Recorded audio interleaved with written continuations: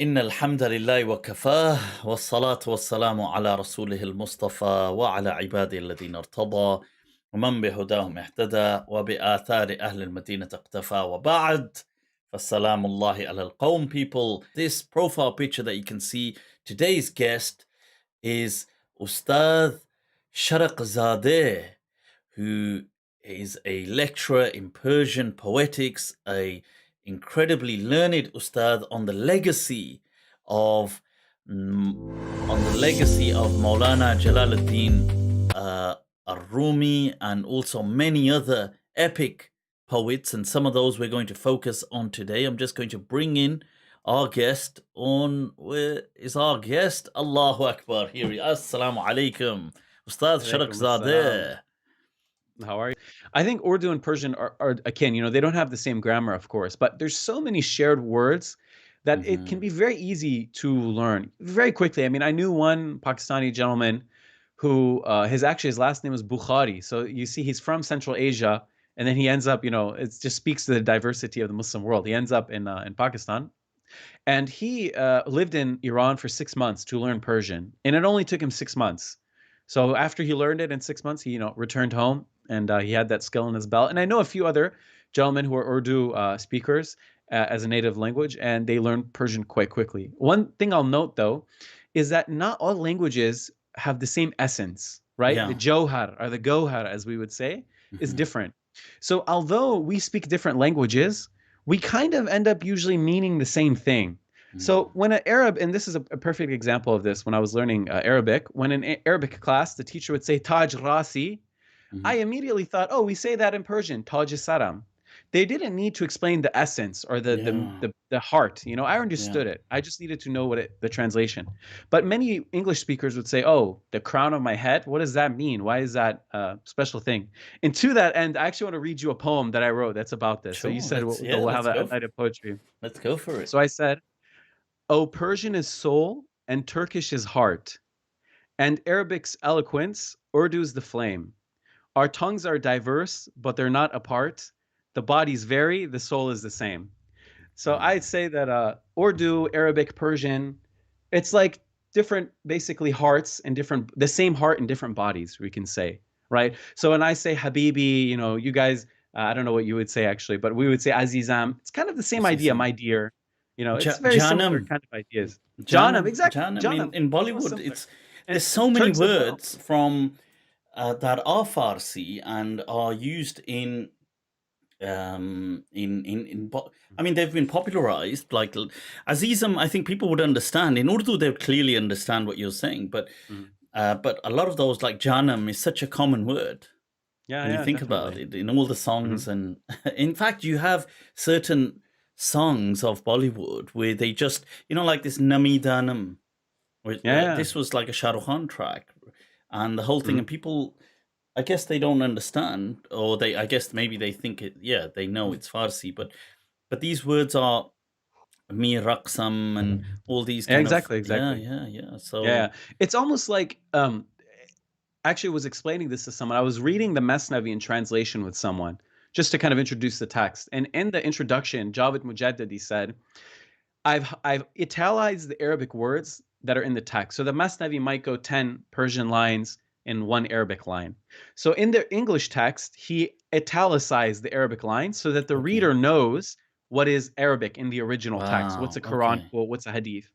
Then there was some Arabic things that weren't italicized. So the student who was an Arab said, wait a minute, how come some things in Arabic aren't italicized? And I said, that's because to us, that's not Arabic.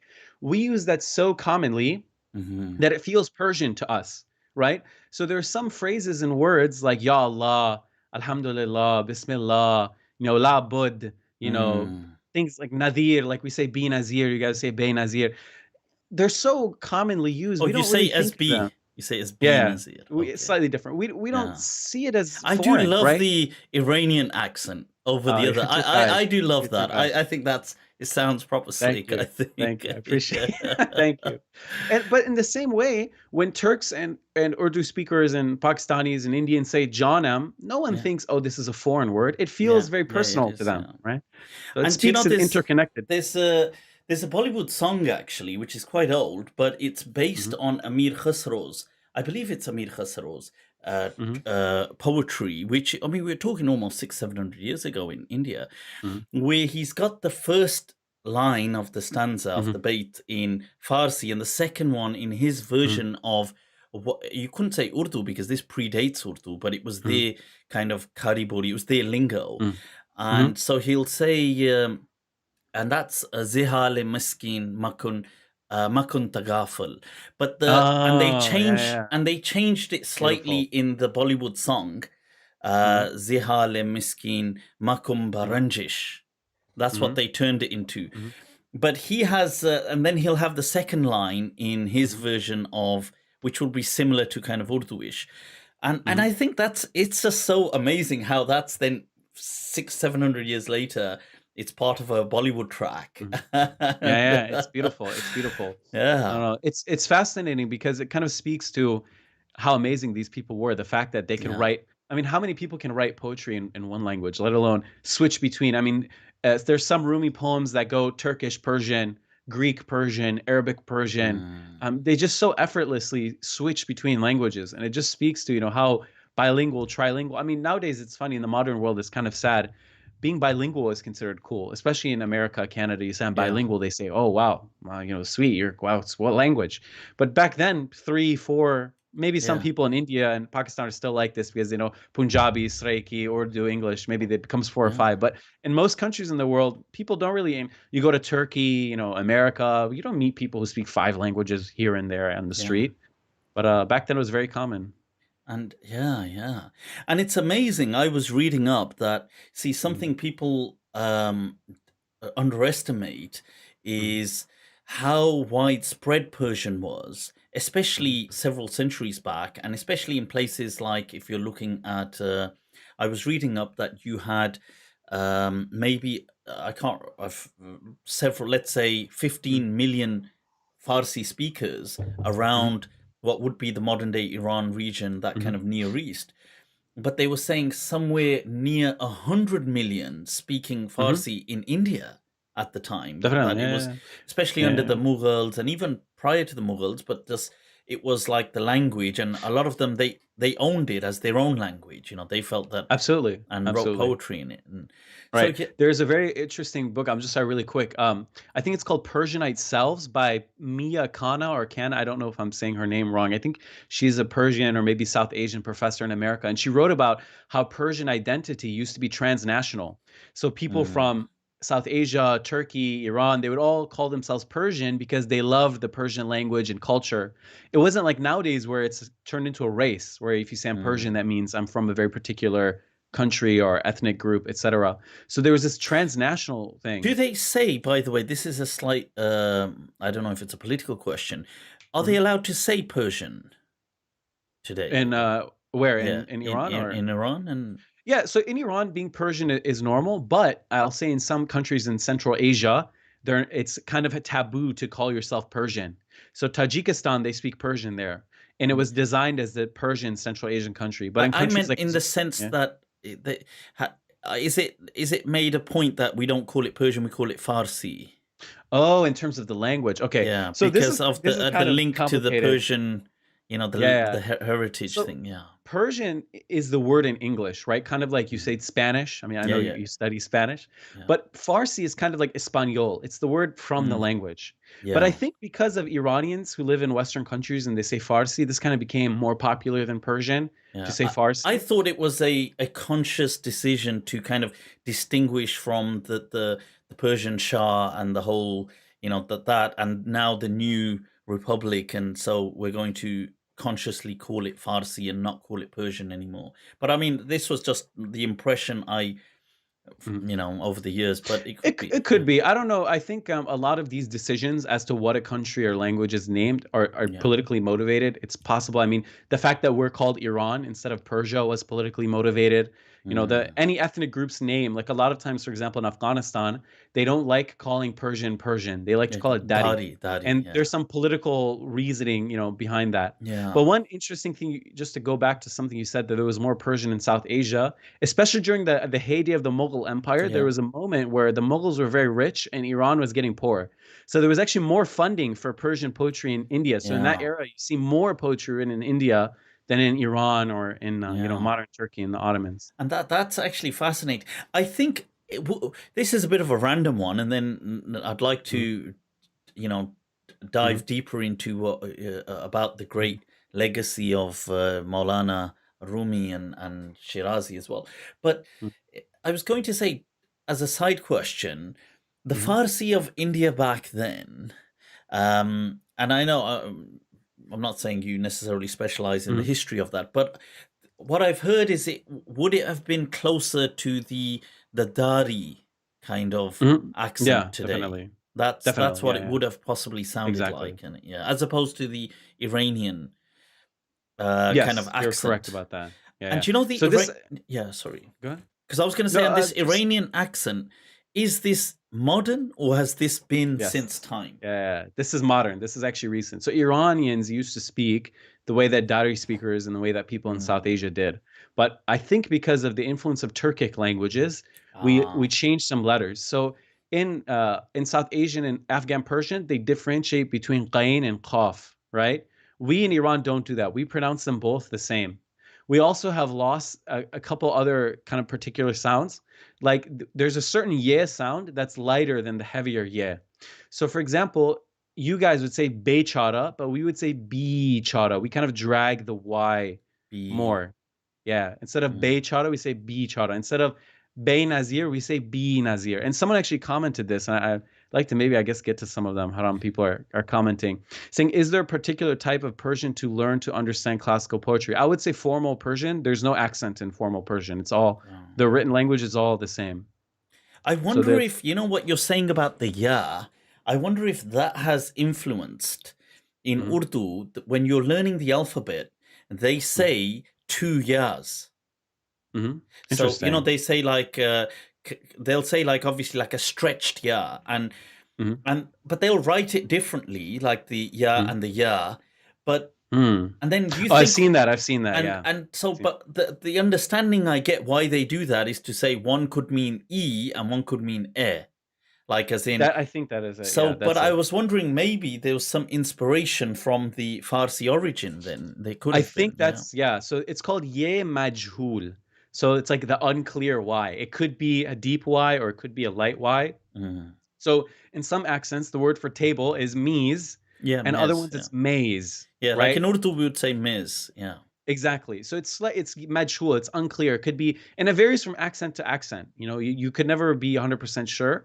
And I love that sound. It's such a cute little like a short Y sound.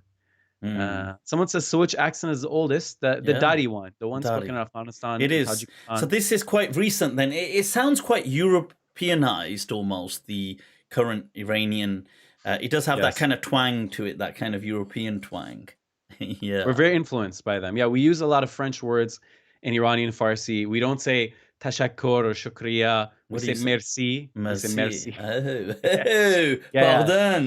We use a lot. Yeah, pardon is not said, but we say abatjour for lamp, for example. We use many French words. Machine for car. Machine Many such words. for Yeah, car. yeah. Wow. I think it's for Okay. French. Yeah, Hmm. yeah. I'm So, impressed. Wow. And somebody said, yeah, choti ye, buddy ye. That's the one. Yep. And shukran, shukran, of course, people. mhm, So, speaking of Farsi and the mhm, legends of this legacy, mhm, and some of them leap right out mhm, at us. And today, we'd like to kind of focus in, just zone in on two legends, and that is Maulana Jalaluddin Rumi and Sheikh Saadi Ashirazi. So, mhm. why these two, and what makes them so special to you and to people by Sure, extension, Ustad? sure. So I'll say that they're two of the most beloved Persian poets. So aside from Hafez, Amir Khosrow, and a few other people, I think these guys you could really say that. I mean, maybe they're as good as those ones, but I think to a lot of people these are the two favorites. You know, the two most beloved. And I find it interesting that they both lived at the same time, but they lived very, different lives in a way. Okay. Rumi was a kind of a very deep, serious Sufi. Saadi was kind of more of like this kind of wise old man who had some jokes and tricks up his sleeve. Okay. And Rumi's style is kind of has a lot of deep spiritual metaphors and kind of leaves you pondering. And Saadi has a lot of quips and jokes and tales and anecdotes and life advice. And they're just generally interesting, figures to study. You can gain so much wisdom. If you only had to learn from two people in the world and you learn from these two, you would be set definitely for life. Wow. Balancing the worldly advice of Saadi and the spiritual, experiences of Rumi. Okay, so navigate us through their journey. So we've got Maulana Jalaluddin Rumi. Where does his journey begin and where does it kind of take him? Sure. So he's born in a village that would be near Balkh, so kind of considered, culturally part of Balkh. Yeah, exactly, in modern day Afghanistan. And he's living there, and his father is part of kind of the ulama class, the alim class, such as yourself, the people learned in the religion. And a couple of things happens. He doesn't really have that much luck finding himself a stable position in Balkh. So they send him to teach in a village, which is kind of like, not the greatest position when you want to be teaching in the capital city. And he also senses that instability is coming from the Mongols. This is Rumi's father, by the way. Wow. Okay. I should say, I don't think I said that. So Rumi's father realizes that it's probably time to go. He picks up Rumi and his family and they migrate westward. So from all the way in, Central Asia and Balkh and the way eastern part of Afghanistan today to coming down into Khorasan to eastern Iran like Mashhad, then going all the way down, they did Hajj. Then they go up to Syria, and then they end up in Konya, in what was called then Rum, which means Rome. Yeah. And we don't mean the city Rome, we mean the Roman Empire, because it was the easternmost end. And this is what, when the Quran says that, Rome is victorious, right? In the Surah Rum, this is the Rum that they're talking about. The Roman Empire. So Rumi goes there, and this is why he's called Rumi in English.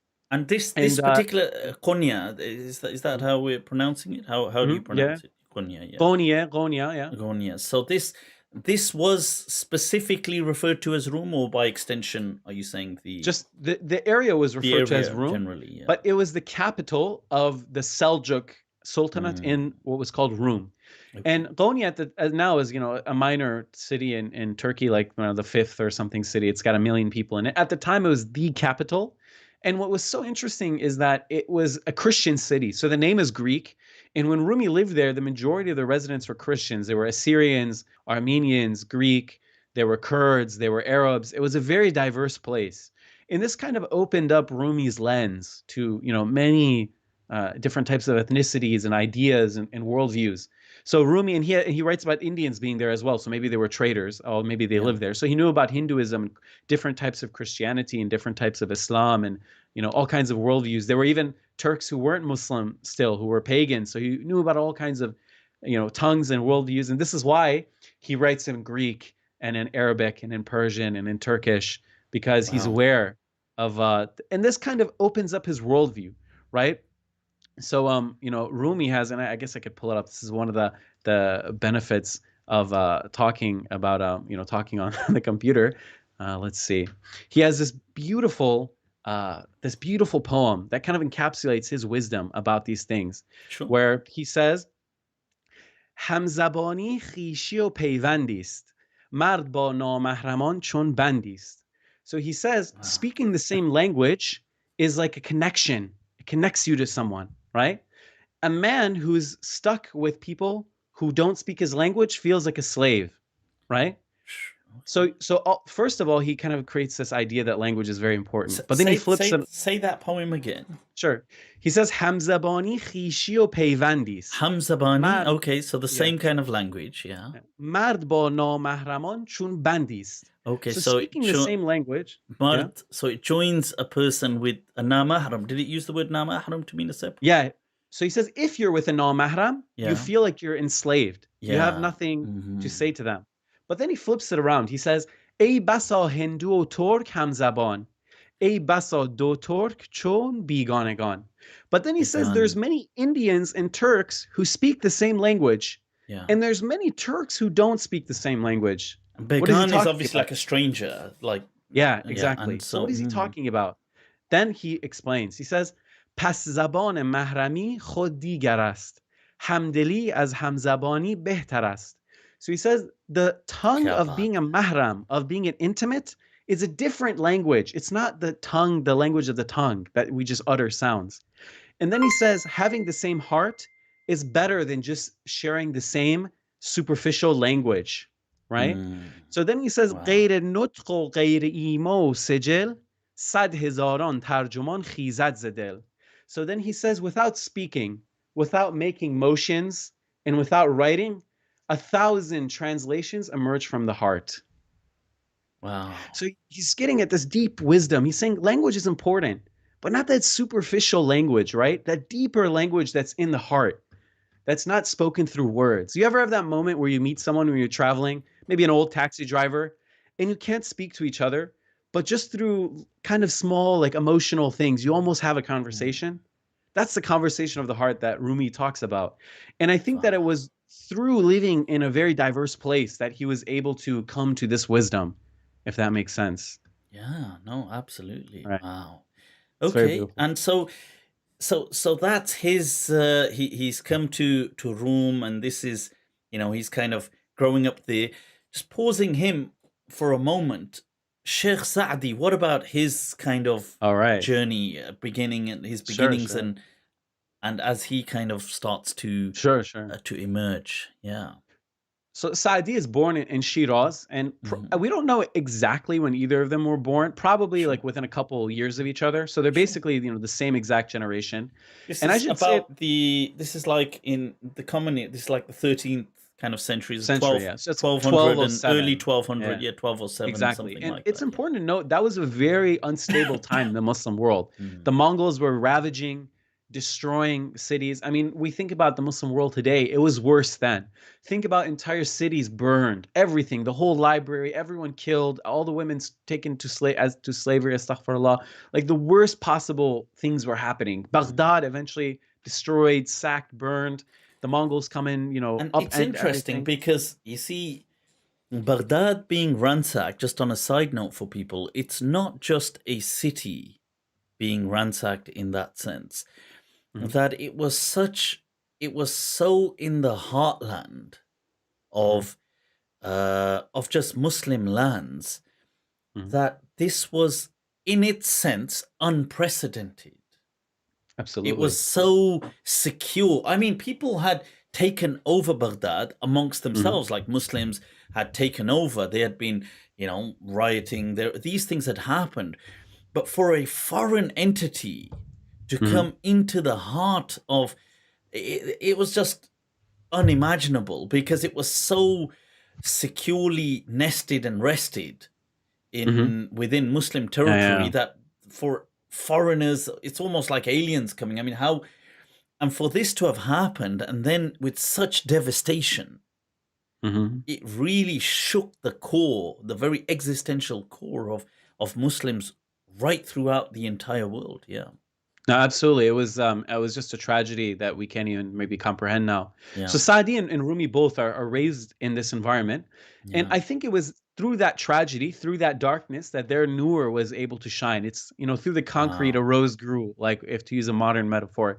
It was in that turmoil, that death, that destruction, that made them look away from the dunya and look towards kind of deeper truths, to kind of search in the heart. And so Saadi is raised in Shiraz, and his father dies when he's young, maybe around 10 years old. It seems like he was a young kid, but he shows a lot of promise, and he was probably from a good, well-to-do background. So they send him to study in Nizamiya, and there he studies with the scholars. I mean, he studies with the grandson of Ibn al-Jawzi, the very famous one. He studies with students of Sohrawardi. He's, gets a good education. And it's interesting, he has a combination that doesn't exist anymore. He had Hanbali fiqh, but Ash'ari aqidah, which is, you wouldn't find anyone like that these days, usually. This is Shirazi. I mean, this is so Sheikh usually, Saadi. He's usually Hanbali in Hanbali. fiqh. Okay, wow. Yeah, Okay, I don't know. but he was Hanbali. Ash'ari in theology. When I was reading that, I was like, oh, that's interesting. You don't meet That is anyone really like that strange, anymore. yeah. Yeah, But usually I you get say worried. that, but the other Ibn al-Jawzi is very much like that as well. I mean, not Ibn al-Qayyim al-Jawziyah, but Ibn al-Jawzi. And you do get some of those Hanabila like Ibn Aqil, who's very kind of anti-Hanbalis in Aqidah, but very passionate about Hanbali Right, fiqh. But right. yeah, but sorry, Right. going I back mean, to no ways. It just makes me think, can we get some of these old school Hanbalis back?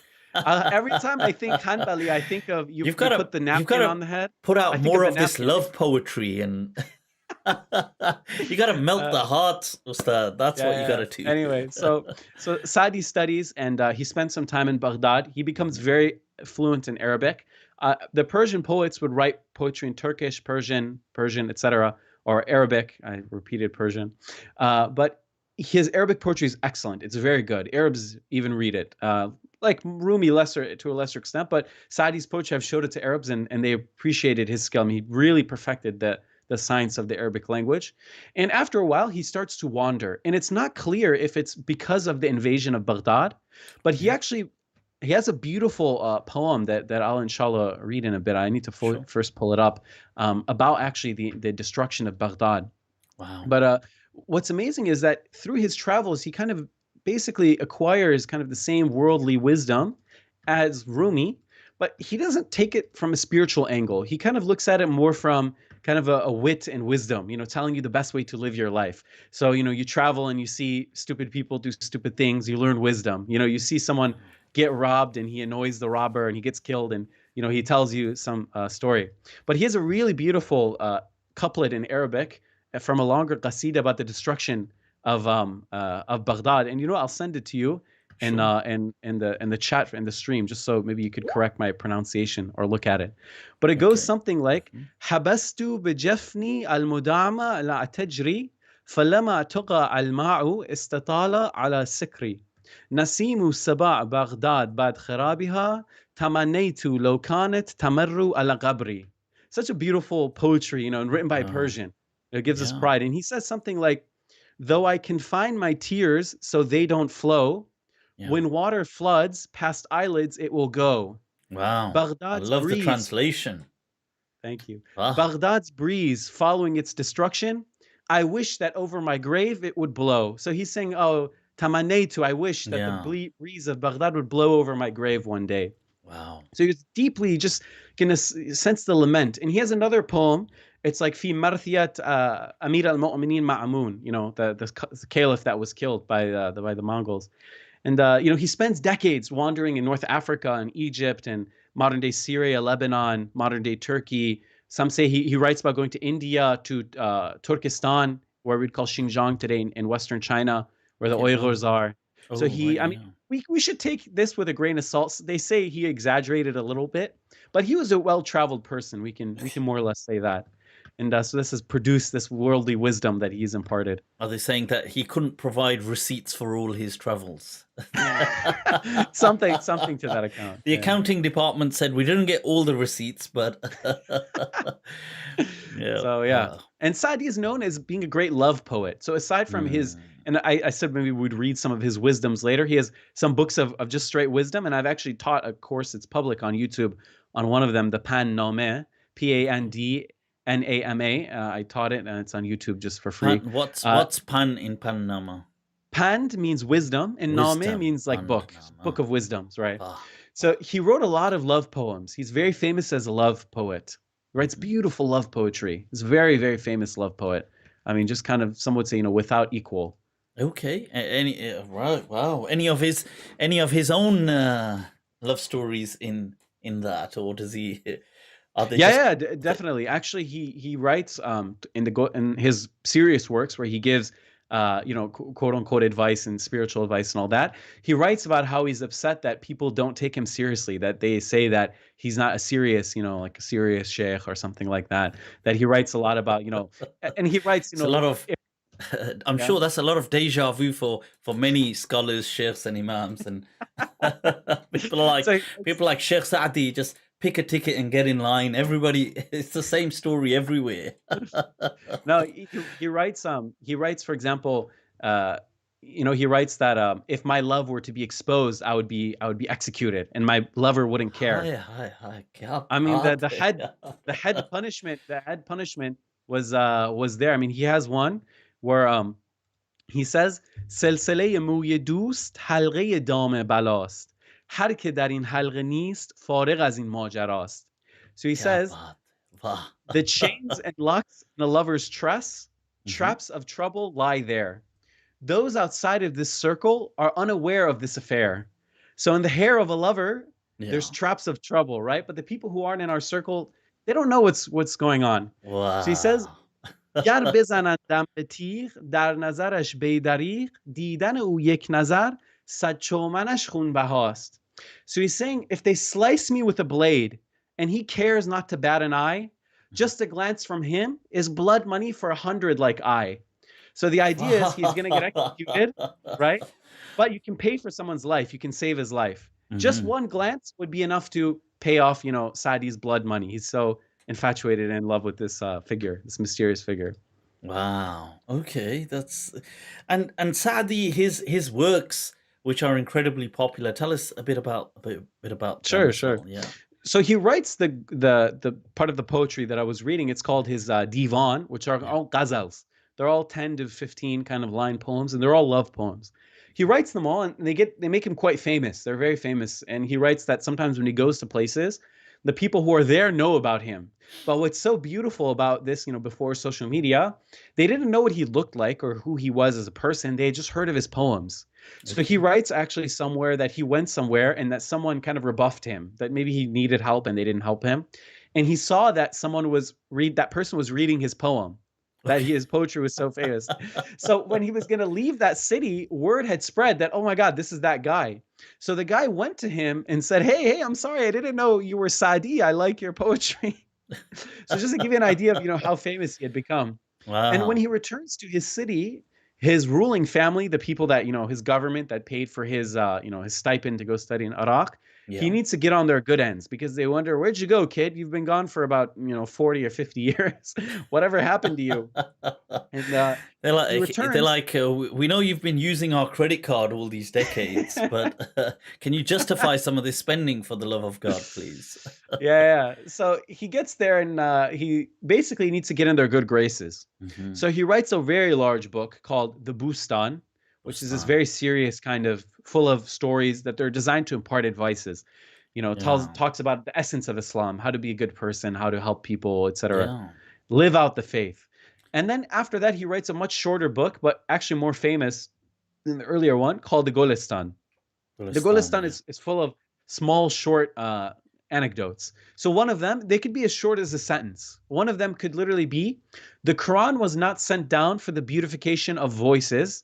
It was sent down for the beautification of behavior. Wow.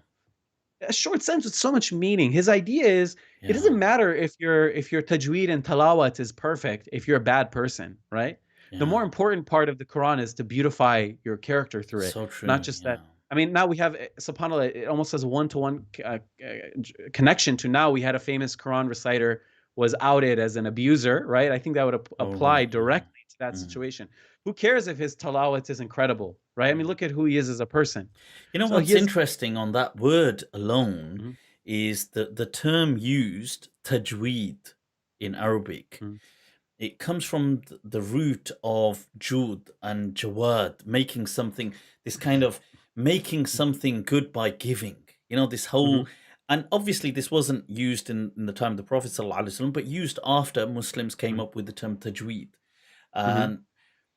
And it just fits so well here that it's not actually, even though, sure, of course, you are doing tajweed, this giving this kind of so generously to the letters of the Quran, the makharij and the huruf, but in essence, it's about the message, isn't it? Tajweed of that. Yeah, definitely. It is about the message. So this is kind of the core. This is what tasawwuf is trying to get at. The idea is that you should get at the core of the message of Islam, of the Quran, not just get caught on the exterior elements, right? So there's another Sufi verse. I'll just kind of paraphrase it in English. And it goes something like the wine house, the pier, the sheikh of the Sufi, gathering place. It's a synonym for that. He wiped away all our sins, right? He made it so that we're sinless. We have no more sins. He's perfected our character. The Saqi. But the Imam of, the Saqi. The Imam of the masjid is stuck worrying about waladhaleen, the tajweed of the dha. It's okay, it's good. Don't get us wrong. People maybe will clip this and reputation. It's no, not Yeah. at all. Yeah. You see, people are coming from. I say often that look, people Hmm. are coming from a place of love. It's just misplaced. Hmm. It's Yeah. like Yeah. they are people who are very caught up in tajweed. It is a love for Kitabullah, but Hmm. but they're still at the shallow end. They Hmm. haven't got in. It's actually about the meaning, but they're trying to Hmm. beautify the words and the letters and get everything have a Hmm. science. But yes, of course, yeah. Yeah, yeah. So, and again, just so people don't take this the wrong way, of course, it's important to have proper tajweed. Like if someone who can say it, of course, some people have, different languages. But if I see someone saying wala zaleen, I'll encourage them to say the. But Of that's not course, yeah. the most important part. The important part is that they actually don't become one of the dhaleen, right? So if you're one of the dhaleen, but you say the perfectly, what's the point? Is that going to save you from anything when you're taken into account? So Wow. this is kind of the essence of these Sufi kind of ideas, these texts, is to get at the very core of the meaning of Islam, the very base of it. What is Islam all about? Not just these external things. And I think it's important because nowadays as well, one thing to consider, all of the debates about Islam are settled. Yeah. Everything the Ash'aris had to say about the Atharis, they've already said it. Yeah. Everything the Shias had to say, the Sufis, it's been said 10 times. Yeah. But back then, these were hot debates. People were getting killed over these things. So these guys were seeing all these in madrasas and schools, debating. And they were saying, what's the point of all this? So who cares if the Ash'aris are dhal and mudhil? Did that help your deen? And to this end, actually, and I'll pull this up, it'll take me a second.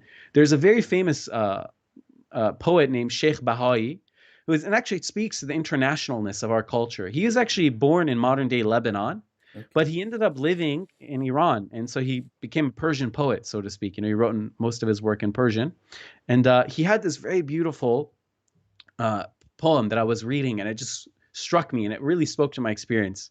Sure. He said, "یک چند در این مدرسه ها گردیدم از اهل کمال نکته ها پرسیدم یک مسئله‌ای که بوی عشق آید از آن در عمر خود از مدرسی نشنیدم." So he's saying, I spent a lifetime, or I'll read the translation I did. In these madrasas I did dwell. I raised subtleties with scholars as well. A Wow. precept that had a scent of ishq, never did I hear any teacher tell. So maybe you can speak to this because you've been to the madaris, mashallah. They spend all these times talking about, does Allah have a head? Does he have a makan?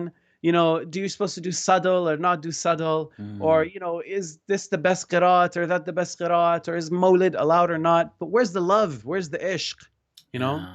And you've mentioned like the Bustan or the Gulistan of Sheikh Saadi, and think from lessons from this or Mhm. extracts were part and parcel of a traditional kind of madaris system where they Mhm. taught the stories of what Sheikh Saadi Mhm. is saying, which are it's not about sometimes the story, it's not about the content, it's the flavor.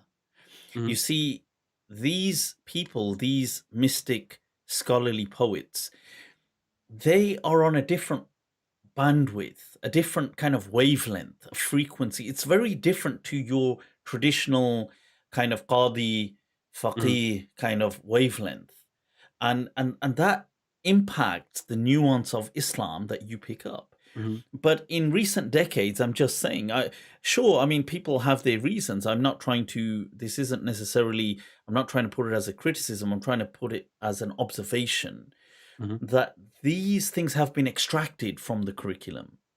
Mhm. People Yeah, have absolutely. removed Sheikh Saadi. They've removed, you wouldn't find it now, generally speaking, in most Mhm. madaris, let's say in Pakistan or in Mhm. Indo-Pak, they would have removed stuff like this from the curriculum.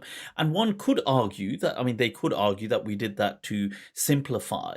Mhm. But then they still have things like, for example, a lot of books of mantiq, which most people never understand. Mhm. Yeah, They'll yeah. they'll have like loads of books upon tiers of mantiq and logic, but I mean in the old sense, which nobody gets. But it's Mhm. just a nuance, isn't it? Because these Mhm. stories, and surely, and I'd love that if to kind of unpack some of them. But these stories that Sheikh Saadi kind of embarks on these wisdoms, or what Maulana Jalaluddin or Rumi kind of shares, they are quite anecdotal. They're quite, Mhm. it's not the same, it's not cut from the same cloth of teaching, let's say, fiqh or usul, Mhm. or teaching Quran or Sunnah. But the meaning here is Mhm. very powerful still. Yeah, I just wanted to just Definitely. put No, that in. Yeah. I think one thing you mentioned that they've been taken from the curriculum, very true, and it's a big tragedy. I think this is, I mean, I think the madrasa system, the Hausa madrasa, you know, whatever Yeah. tradition you hail from, it's kind of a mess right now, really in all countries, and it's something that I think it needs a full overhaul. And at least because, you know, we need to train people who are academically, you know, intellectually ready to deal with modernity. You know, you have muftis, lamas who, you know, they get asked questions from modern doubts. They don't even know how to answer the question. We were way lag behind. I mean, it's like a skeleton almost. These traditional learning institutions, you know, for the worse, of course. But not only is it a skeleton, it's a shell of its past self. At least in the past, they used to read these texts like Bustan, Golistan. I had many people from Turkey, from South Asia, who say my grandparents, when they Yeah. studied in the madrasa system, they read Bustan, Golistan, Pan-Name, Masnavi. In fact, you couldn't even graduate if you hadn't looked at these texts. That was considered like a requirement Yeah. to go. But when you go to these countries today, in Pakistan and Turkey, Persian has been removed from the curriculum in, you know, 70s, 60s. You know, at some decade, they always, for some reason, some leader decides to just, you know, this is not necessary anymore. Let's get rid of it. But what happens is when you have a lot of people, we always say that Sharia and Tariqah, the path of Sufism and the outer Islamic law, are like a kernel and a shell, right? Mm. So if you have a shell, a pistachio, that has no kernel, well, it's useless. But if you have a pistachio with no shell, it'll rot, it'll get destroyed, right? Yeah. Or it's like a bird, you could say, with two wings, or a ship in water. They need each other, right? So when you have no tariqah, no internal spiritual element, no core, and you just teach people the dhahri, the external things, memorize, you know, do khatm Bukhari and memorize what the Quran tells you and all that, which all that is good and it has its own place. We respect it, definitely no problem. Obviously. Yeah. But when you have no balancing weight with the deeper spiritual elements, you just get a bunch of people who are just focused on the external things. You know Yeah. what I mean? And I feel that, you see, one of the things that I've come to appreciate in, I would admittedly say, in more recent times, Mhm. and I did not truly, I don't think I Mhm. truly grasped it previously, was the value of these things, of this whole field, Mhm. as in terms of, like, from a Mhm. psychosocial perspective. I think I didn't appreciate how it taps into symbols and archetypes that the common folk share.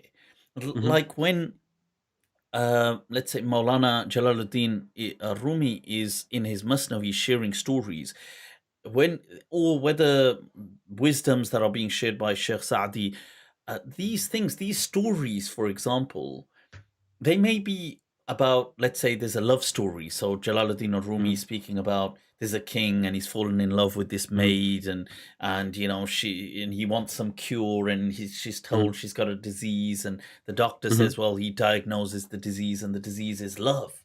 And the Yeah. and Isn't every that beautiful? and it is, and they'll say, well, you see, and okay, that's at one layer, but then they will Mhm. take it deeper in symbols, that they'll say, Mhm. well, everything in this dunya, Mhm. it has an antidote to it, or it has a Mhm. counterpart, an antipart, an anti-essence. So, and that's even in science today, whether it's going to be matter or antimatter, and all these Mhm. kind of particles will have antiparticles. And Mhm. he says, well, everything is cured by its opposite, Mhm. except love. There is no opposite. Yeah, yeah. And it is There's cured by actually, itself. yeah, Like, yeah. it is There's actually. by its only essence that Mhm. it is. And this then is symbolic of the divine, because Mhm. Allah is the one thing, that there is no anti-God. Yeah, yeah. Yeah. There's a very beautiful poem, and I wish I had, you know, these ideas just come up, and you can never plan it before. But there's a very beautiful bait from the first book. It's a couplet, I should say, in English, from the first book of the Masnavi that you're referring to, Yeah. and it goes, "Pas nahani ha be zid peyda shavad, chun ke haq ra nis zid penhan bovad," which means, by opposites, what's hidden is revealed, God has no opposite, so he's concealed. Right? So Allah. things are revealed by their opposite, light Repeat by that again. darkness. Sorry Yeah, for us. Repeat that no again worries. for us. پس نهانی ها به ضد پیدا شود چون که حق را نیست ضد پنهان بود.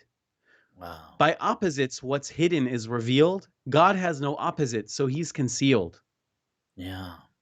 So a lot of times we make the mistake, I think, in Muslims, is that they make this mistake of thinking that, like Christians, not even really in Christianity, but the way that it's kind of shown in movies and TV shows, which is that that hell is like this evil abode that you're banished to, that's ruled by Satan, and Satan is like this counterweight to God.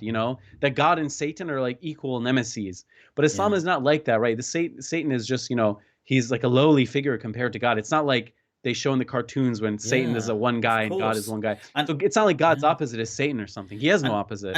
And this thing, and we can, I'd love to come to that as well, that Jalaluddin Rumi highlighting this, like you're saying, this, when you're thinking of hell and you're thinking of these things, this whole concept that, well, hell is in many ways the ego, the self. Yeah, that absolutely. It is this kind of the temperament, anger, pride, the kind of boiling of blood that it brings with it, this rise in temperature, that this is a living hell that a person is absolutely. in. Oh my God. In the Masnav, he says something exactly like that. He says that for people who are pious and who live good lives, heaven is like there's like a preview of heaven on earth. They live a good life, right? But that's just a taste of what's more to come.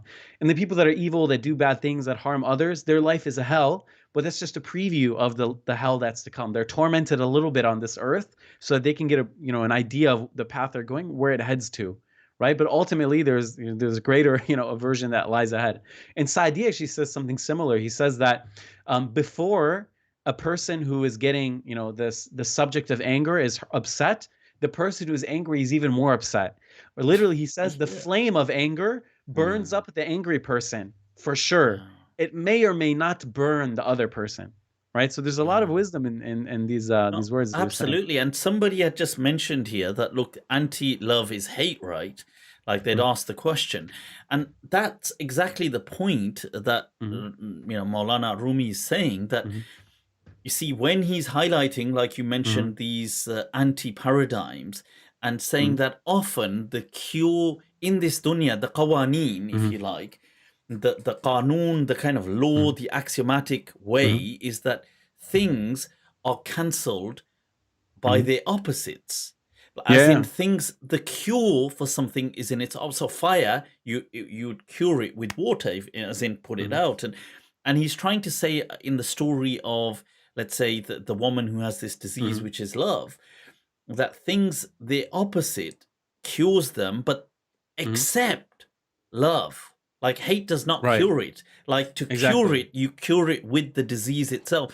Obviously, he's 100%. using disease metaphorically, but he's trying to say, well, you cure it with itself. And you see that in some of the poetry as well. What dawini billati kanat hiya da'u. Like give me the dawa for my da, because da in Arabic is disease and dawa is the medicine. And he's saying the dawa to my da is the da. Like you give me more of the disease to cure me, to medicate me. No, Rumi says the same thing. He says, as hamonja ke dar rasad, dawa anjast, which means from the same place that your pain comes, the cure is there. Yeah. Wow. Such a beautiful sentiment. Dard ka had se guzarna hai dawa ho jana. That's actually Ghalib's about that when pain exceeds its thing, it becomes the cure. It is like in and of itself hidden is the cure. I mean, it's obviously it's that whole thing, but I feel that this symbolism that they were teaching, you see, because at a superficial level they're teaching stories. So they're saying, look, here's a story. This man fell in love with this person, and this happened, and that, and you could take a moral out of the story.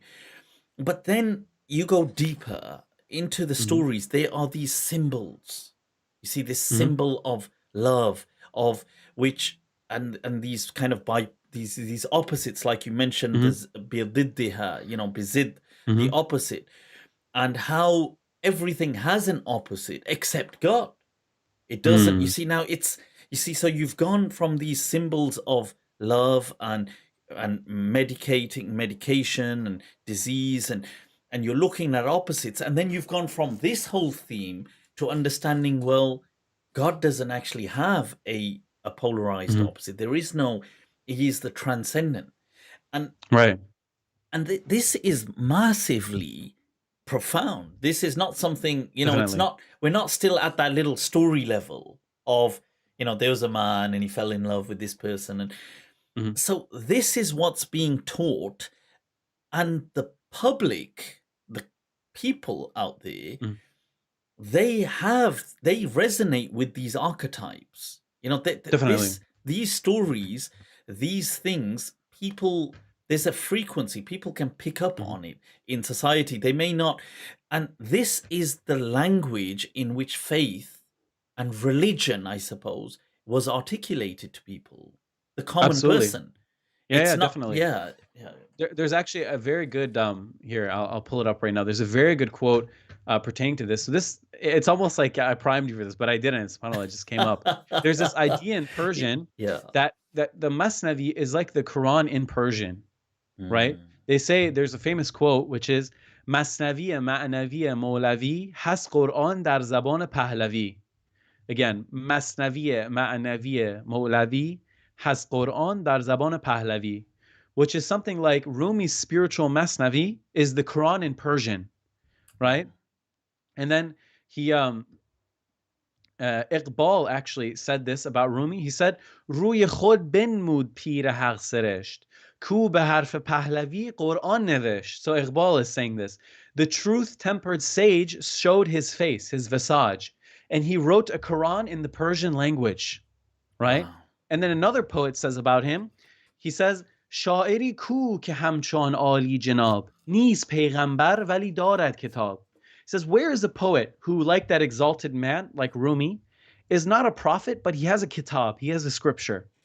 So the idea is that the Masnavi, I mean, not to say that it's literally like the Quran, Yeah, nothing this is is, like the Quran. and people, you see, if somebody understands it literally in that sense, they've missed the frequency. They're not on the Exactly. Thank you. frequency. They're Right, on a right. different channel. They Definitely. don't mean, and this is what I meant by there is like real world speak and a kind of consciousness that your common person has, the common consciousness. This language to them makes sense. Exactly. Then you have things like legal speak.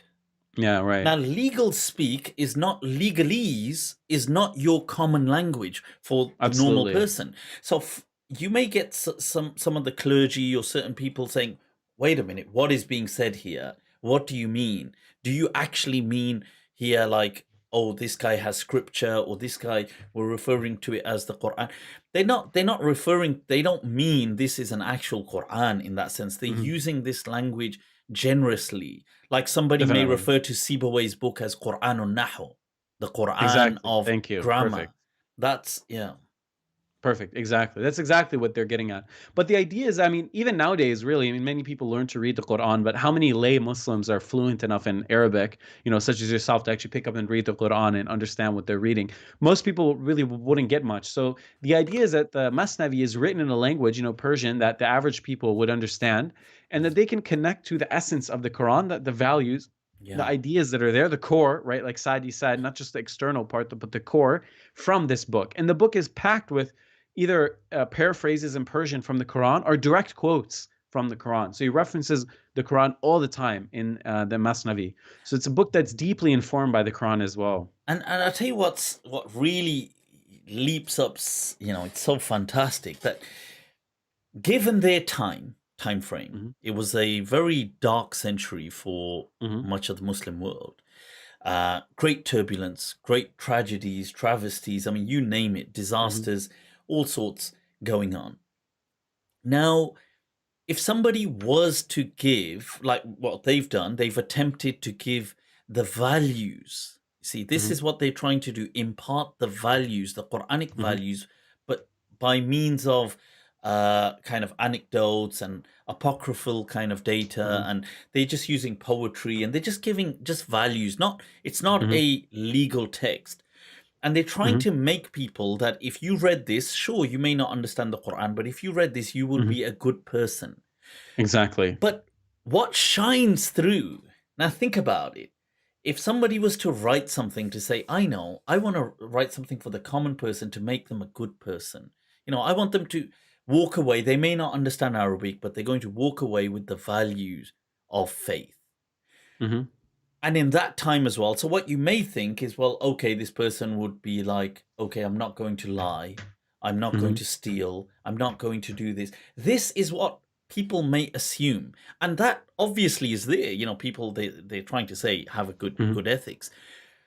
But the message that leaps out is love. Definitely. And you wouldn't expect that. Like if you were to write, like if you got somebody to say, look, I want you to write a book for the masses to impart values of Islam, you'd assume that they would do one, or if that is more focused, like it would be focused on manners, fire and brimstone, and or even if it wasn't, let's say even if they were to shy away from fire and brimstone slightly, you think it would be focused on good akhlaq, okay, which is good, and it would be focused on just this kind of somber worship, like worship, and I'm not saying that's bad, but this is what you'd assume. But this is almost drowned in the concept of this bewildering love. Like you wouldn't think they would come up with that in that day and age, as this is the message I want the common person to walk away with. That they are kind of completely, dal, want to use the term almost misguided, but but one of the meanings of, and this is why some of the mystics, they translated about the surah, the verse saying that you were dal, you were not misguided, fahada, you were bewildered in love, because they said that one of the meanings of dal, being astray, was for the lover that was so immensely in love that to people he seemed, oh, this guy's just astray, like he's off the path, like Majnoon, like he's mental. Beautiful. People thinking that, but he's so bewildered and off, but in love. SubhanAllah. So that's amazing. That's amazing. Wow. Yeah, but so many comments. Yeah, I'm trying to. His audio is just out of sync. You know what? Oh wait, no, these are the old comments. I'm way up high in the old comments. You scroll down. What is your view? Someone said, "What is your view of Iqbal?" Iqbal is an amazing poet. Yeah, and I definitely think we need people like him. He was trying to kind of, let's say, address modernity, get Muslims to think about how we can exist in the modern world, and create an Islamic modernity where we're not falling behind and poor and like we are now, really lacking development. So I think we need to really learn his the values that he had. There's a beautiful Iqbal poem saying that the West is not advanced because of I'm paraphrasing, I don't remember exactly, because of women in short skirts and all these crazy things that we think in beautiful cities. The West is advanced because it has ilm, it has knowledge, right? And we are, unfortunately, we still have not learned this lesson, right? We still live without this lesson of gathering people something just on that note, on that kind of tangential piece, that look, people forget that during the colonial era and that kind of those centuries, which were very, I feel they were such a contradiction, or if I can use that term, because on one hand it's the Enlightenment, the technological advancement, the scientific thing, but then the world is also being plunged into darkness by the kind of atrocities and oppression that is going on. But one thing that a person has to note, that these emerging powers of modernity that had arisen with, and this is what Iqbal is kind of addressing as well, is they brought with them curiosity. This flame of curiosity once abundantly thrived in Muslim lands many centuries before. Yeah. But by that time, the flame had long been dim, if not put out. Yeah, unfortunately, Lil Asaf. Yeah, Yeah, actually, so many of the most famous scholars, a lot of times we kind of idolize and make them into little gods, where you can't say anything bad about them. Many of our famous scholars were highly controversial figures at their time, yeah, which goes to show you that we had an intellectual environment where you could go out on a limb, like you often do, and without getting ostracized, right? I mean, even yeah, Bukhari, he's a great muhaddith. He was a controversy in his lifetime over his yeah, understanding of the Quran's createdness. So yeah. many And scholars, and to the Al-Ghazali, extent that Ibn he was Sina. persecuted till his death. Yeah, and now, I mean, you would never think, oh, Al-Bukhari, how could they do that? That would never Imam happen. Abu But Hanifa, being yeah, yeah. persecuted and abandoned and till his death, and then dying in prison. When I tell people, sometimes it surprises them that I tell them that all these great imams that you think of, for the most Yeah, part, like, so yeah, most scholars that come to your name when you think of a scholar, they're were oppressed. Yeah. never allowed in their lives to give one Jummah khutbah. Wow. SubhanAllah. They never gave a single Jummah khutbah. Not That's Imam incredible. Malik in Medina, Hmm. not Abu Hanifa in Kufa, not Imam Wow. Shafi'i, not Imam Ahmad, not Imam Bukhari, not Imam Muslim, not Tirmidhi. Yeah. None of these scholars, not Imam Ghazali, these people in their lifetimes would never have been allowed to give a Hmm. single Jummah khutbah. To be the khatib of a masjid, you had to have been put in place by the wali, by the local kind of, the Yeah. governor, whatever. It was never these people. Nobody would have heard a Jummah, and none of these people, for the most part, ever led Salah during their lifetime. Hmm. Most of, maybe some occasional Salah, they're traveling somewhere and they read it in a small Jama'ah or something, or they read it at home in a Jama'ah, but they were never leading Salah in a masjid Hmm. anywhere. This is all Yeah, back projected kind of definitely, romanticism that definitely. we are thinking Yeah, they yeah. yeah, I mean, even entire yeah, figures like people like Ibn Taymiyyah were not huge arkan of the deen, in their era. They were kind of marginal figures. But then nowadays, when you say Ibn Taymiyyah, Shaykh al-Islam, people think that he is like, one of the imams almost, like a very important figure. But I mean, not to get into my own yeah. controversies, but but even despite that, the fact that there was enough intellectual diversity for them to even exist, although it was, Yeah, with controversy. Nowadays, we don't even have that. So, I mean, there are figures in the Muslim world, and I don't want to get visa banned, and so I'll avoid naming the countries. But there's figures in the Muslim world, and not just the main country where the Haramain are. Many Muslim countries where, for very basic things, they get thrown in a dungeon forever. yeah, And actually, Jonathan Brown, Professor Jonathan Brown, tweeted something. He says there's a difference. There's two types of countries. There are certain types of countries where they recognize talent and they help it grow, yeah, right? They make sure it flourishes. And then there's countries where talent sooner or later will be crushed. Unfortunately, most Muslim countries are like that. yeah. So if you have an initiative in a Western country, the government will say, wow, look, a smart scholar, let's give him a scholarship. Let's give him a stipend. Let's help his NGO. It's Even so we. true. Yeah. I was watching, on that note, Ustad, I was watching this documentary on YouTube, and I mean, I love these fields of science. I love physics. I love, sometimes even there's things, they may be so complex we don't understand them, but I get so kind of fired up just learning about these people and what they. And I was reading about some of the great breakthroughs of recent times in physics, and Mhm. you start. I mean, major breakthroughs. We're not speaking about something small, Mhm. and they're speaking about like Maxwell and the whole electromagnetism, and they're speaking about Feynman, Richard Feynman. I Mhm. mean, these are like the imams of physics here, huge people. Mhm. And his work on quantum electromagnetism, but that he spent his whole life and he couldn't reconcile he couldn't reconcile certain forces, and and in this documentary it was showing, well, along comes Abdus Salam from Pakistan, Mhm. and he does it within 6 months. What SubhanAllah. and he's hailed like, wow, this guy reconciles in 6 months, in a matter of months, what Feynman could not do in his entire lifetime. I mean, this Wow. is so huge here. And I'm watching this and I'm thinking, wow, that I don't, and this guy's from Pakistan. And I'm thinking, wow, this guy's from Pakistan. Like, why has he not been so celebrated? And you've I got was gonna his, say I've never heard of him. people haven't heard of him. And people are like, so then I'm just like, wow, I can't believe this. Let me watch more about this guy. How can this be? And then it turns out, oh, it's because he was a Qadiani. And Oh, what okay, happened is they yeah. officially disowned him in Pakistan. It's Wow, they like, disowned him?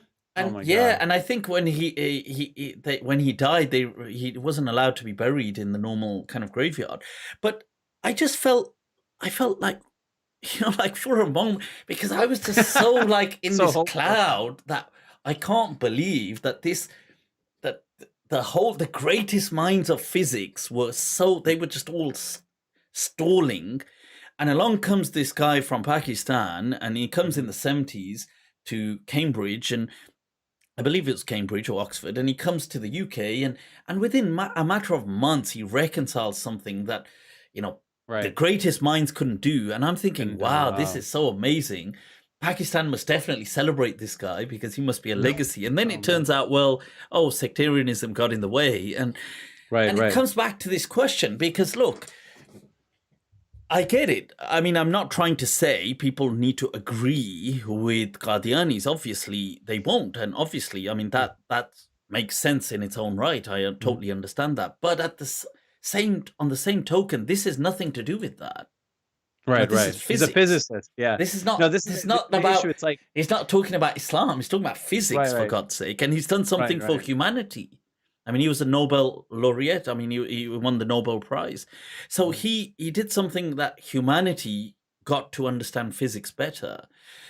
But my point is, it's not about the politics that happen. It's about the mindset, like you said, that there are Absolutely, absolutely. places Yeah. that will promote that intellectual growth, Mhm. mathematics, physics, biology, chemistry, and there's places that will just stall it. They'll just be like, well, Absolutely, yeah, yeah. Our countries, unfortunately, are the places where they get stalled.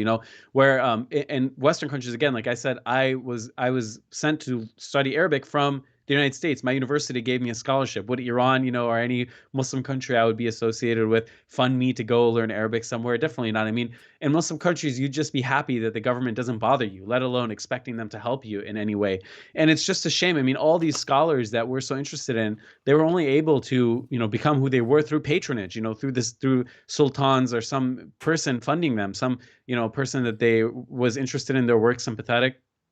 Al-Ghazali and Saadi and Rumi weren't farming or in the bazaar, they were getting stipends. But nowadays, yeah, we have no money for that type of thing. We just have money to build Burj Khalifa and clock towers, and yeah. waste it on gold supercars and villas in Dubai. And it's just very unfortunate. There's no intellectual tradition anymore, really, in the Muslim world. And anyone who is an intellectual, And they'll what get they up and did go. have back then as well. So, because and I tell you, Doctor uh, Omar Farouk Abdullah, he has a great lecture on this as well, Mm-hmm. highlighting that you see in the past what they did have was, I mean, people had some people had personal family heritage wealth and Mm-hmm. stuff and lands, but you did have some endowments, Mm-hmm. and what that was is that people in the past, they with the sadaqah jariyah, many people would kind of donate a certain, let's say, certain fields, crop fields, Mm-hmm.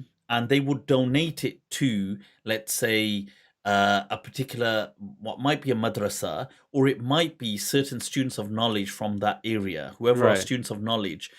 And so what this meant is they would entrust it to a trust who could also benefit from that, but they don't, they can't monopolize the whole thing. Mm-hmm. But these endowments were done in many places. So let's say I'm on my deathbed and I think, well, you know what, my family can take this and I've got this land, that land, it's going to be for students of knowledge. Mm-hmm. And as long as a person can prove that to the trust, he would get a certain grant from that land, which doesn't cost SubhanAllah. anyone. And people were doing this, which is quite fascinating as a system. Although today, obviously, it's a different world we live in. But I was just saying that Mm-hmm. it's really interesting to learn that.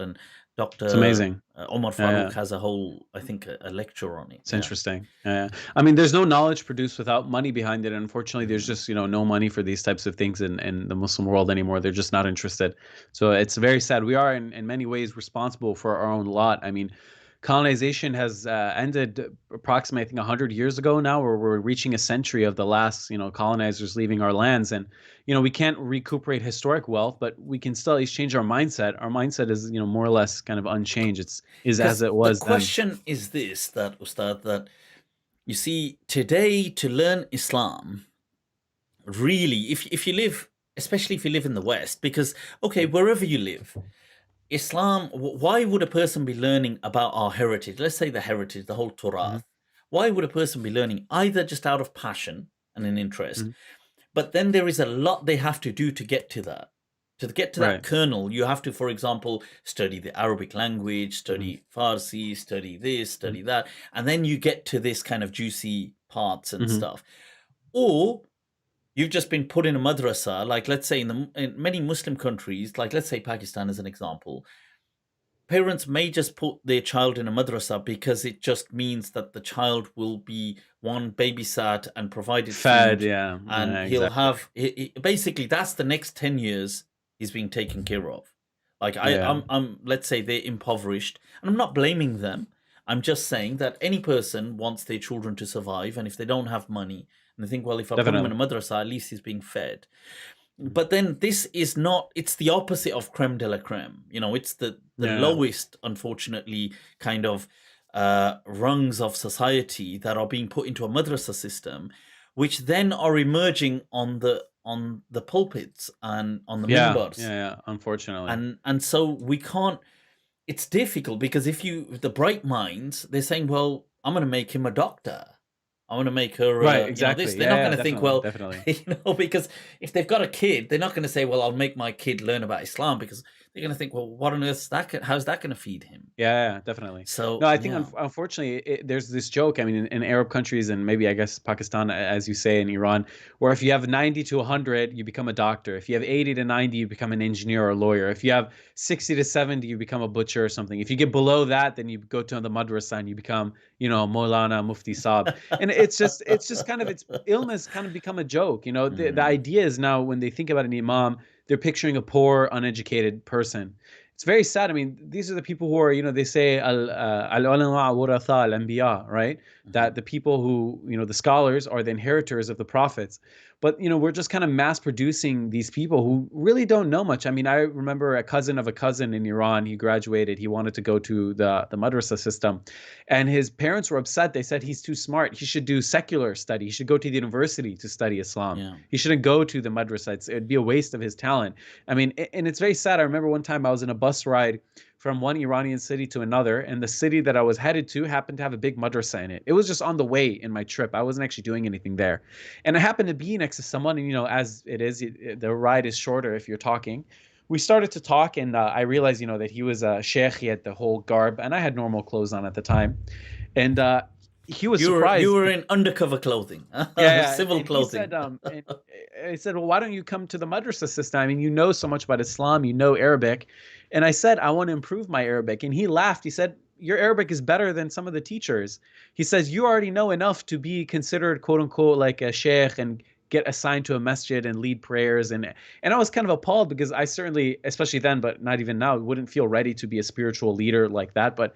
And I kind of was prying and asking him questions, and he was saying, "Oh, what's the deal with Sufism?" He didn't really even know much about Sufism or what other sects believed. He had a very Mm. kind of superficial, very basic kind of understanding of Islam, and I was kind of worried. I said, "Well, if you're the person who's responsible for leading our community, then is it a wonder why we are the way we are?" And coming to America, it's even worse. People who lead prayers in many American mosques are engineers or doctors. I think in the UK it's a bit better, but in America, a No, I think lot of times, it's much worse in the UK. I think America is wow, actually a lot better. Yeah.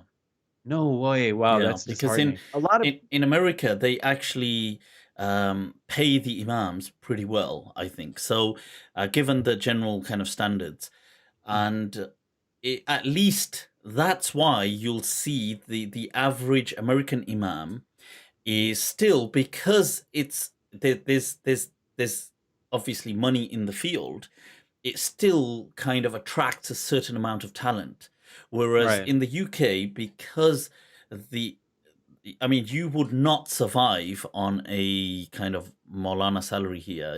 Nobody could Really? survive, honestly. Is it that low? It Wow. is below minimum wage. It's going to be ridiculous kind of Wow. pay that That's they will pay to just, or they will barely scratch. Maybe if I doubt it, even if they scratch the minimum wage, but if they have to for legality purposes, they may, and make them do other things. So this is why here you will get most imams are wow. very, That's they're shocking. talent deprived. Unfortunately, there's a lot of Well, will yeah. they be at least afforded housing? I know Catholic priests, for example, aren't paid much money, but they're at least given housing and kind of That's other. in Are they America, given? I think it is like that. Yeah, here it Wow. isn't, not at all. So Wow. That's very it's, sad. but I mean, it's the issue is it's not. I think we're kind of beyond Hmm. trying to like. It's not about highlighting faults. Hmm. It's that the whole thing is in such a disarray. The Yeah. whole thing, like even because here, let's say the UK is just going to be a tiny reflection of, let's say, Pakistan, and America might be a bit more diverse because it has the diaspora is still quite Hmm. multi-ethnic. Now, but the people there sending their kids, like you mentioned, somebody saying, "Look, I want to make my kid a doctor. I don't want," or you said in Iran, somebody was going Hmm. to study Islam, and they're like, "What on earth? If only he went to a Hmm. secular university." I'm not even blaming those people because look, those people, they don't hate on Islam. They love Right. Islam. Right. But the truth is that the world we live in today, the coordinates have changed to such an extent and the elements in the equation Hmm. that it doesn't make sense practically to try to invest in learning about Absolutely. Islam. No. It No. doesn't make Absolutely. sense It's because very what are true. you going to do with it? It's So very true. Yeah. yeah, so it's the There's not problem is enough. much Yeah. greater than just, we're not trying for people watching this. It's not about, like here we're saying, look, oh, the masjid, for example, in the UK, they pay the imams, I think, terribly. They're underpaid massively. Hmm. But it's not about here, like if a masjid said, well, okay, let's pay them well, I think, which they should. It would at least start bringing in some talent. But then they're going to be like, well, where do we get the money from? Hmm. Because nobody's investing in a masjid. No. No. And It's very so true. the Yeah. problem is so systemic. It's not that the issue is in, it's systemic. It's not the Hmm. elements. It's, yeah. Right, right, yeah. No, I think a lot of times Islam, even in Muslim countries, it's sad. It's almost like a remnant. It's this thing that Mm, we do. We fast in Ramadan. We do a nikah when we get married. We don't just get a secular marriage. We pray, as a family, as a community here and again, maybe if we're religious personally. But it's not like a living, breathing thing where it's almost something that we kind of, it's almost like a family heirloom that's on the mantle that we pick off the yeah. mantle and we Wow. enjoy and then we put it back. There's no new life, there's no new scholarship, there's no new thought, and there's not really much new interest. I mean, there is this one talk that I listened to, is so shocking. A mathematician or statistician, one of these ishins in America, he was talking about how Islam is like going to go extinct, and he was saying, it was shocking the audience, and it was a conference. He was saying that actually Islam has come to America and gone extinct before. There's been other Muslim communities in the 1700s, 1800s. In fact, the oldest mosque in America is a Polish mosque. It might shock you guys that there's Polish Wow. Muslims. Polish Are there Muslim. any Wow. yeah, are there any Polish Muslims in America now? I mean, just goes to show you we've had groups that came and died out, right? And he was saying that, for example, in his town, that there's 1,000 people in, I think it was Iowa City, Iowa, and only 2 people showed up for Jummah on average. Like a couple people would show up, and they would be like international students who are just visiting. And he was saying, just based on the amount of Muslims that there are, based on population growth, that in like 2 generations there should be like 20 million Muslims in America. But the number of Muslims is like is at homeostasis. Like the amount of people leaving is counteracted by the amount of people entering, but it's like stagnant, right? And it's very true. I mean, you barely see people interested in Islam Uh, intellectually, socially, On anyway. on that note, I wanted to say there was a question I was asked quite recently. Mhm. Um, I'm not sure if I answered it on one of my shows or I was asked in my. It might have been a kind of Patreon group session, but I'd like to just share it here. And Mhm. that was that somebody had asked that, look, one of the a question was put to an imam or someone, and they were asking that, look, somebody said my parents were more religious than I am, and their parents were more religious than them. And so I feel, this was the questioner was asking, that you see, my children will lack even more, because let's Yeah, say definitely. I don't know, 30% of the previous generations in this is what the questioner is saying. Mhm. So their children will be even less connected. So Definitely. does this not mean that, and this is why I felt it kind of related to your statement, that does it not mean that, well, their children then will be even Mhm. more, and then it will just be extinct?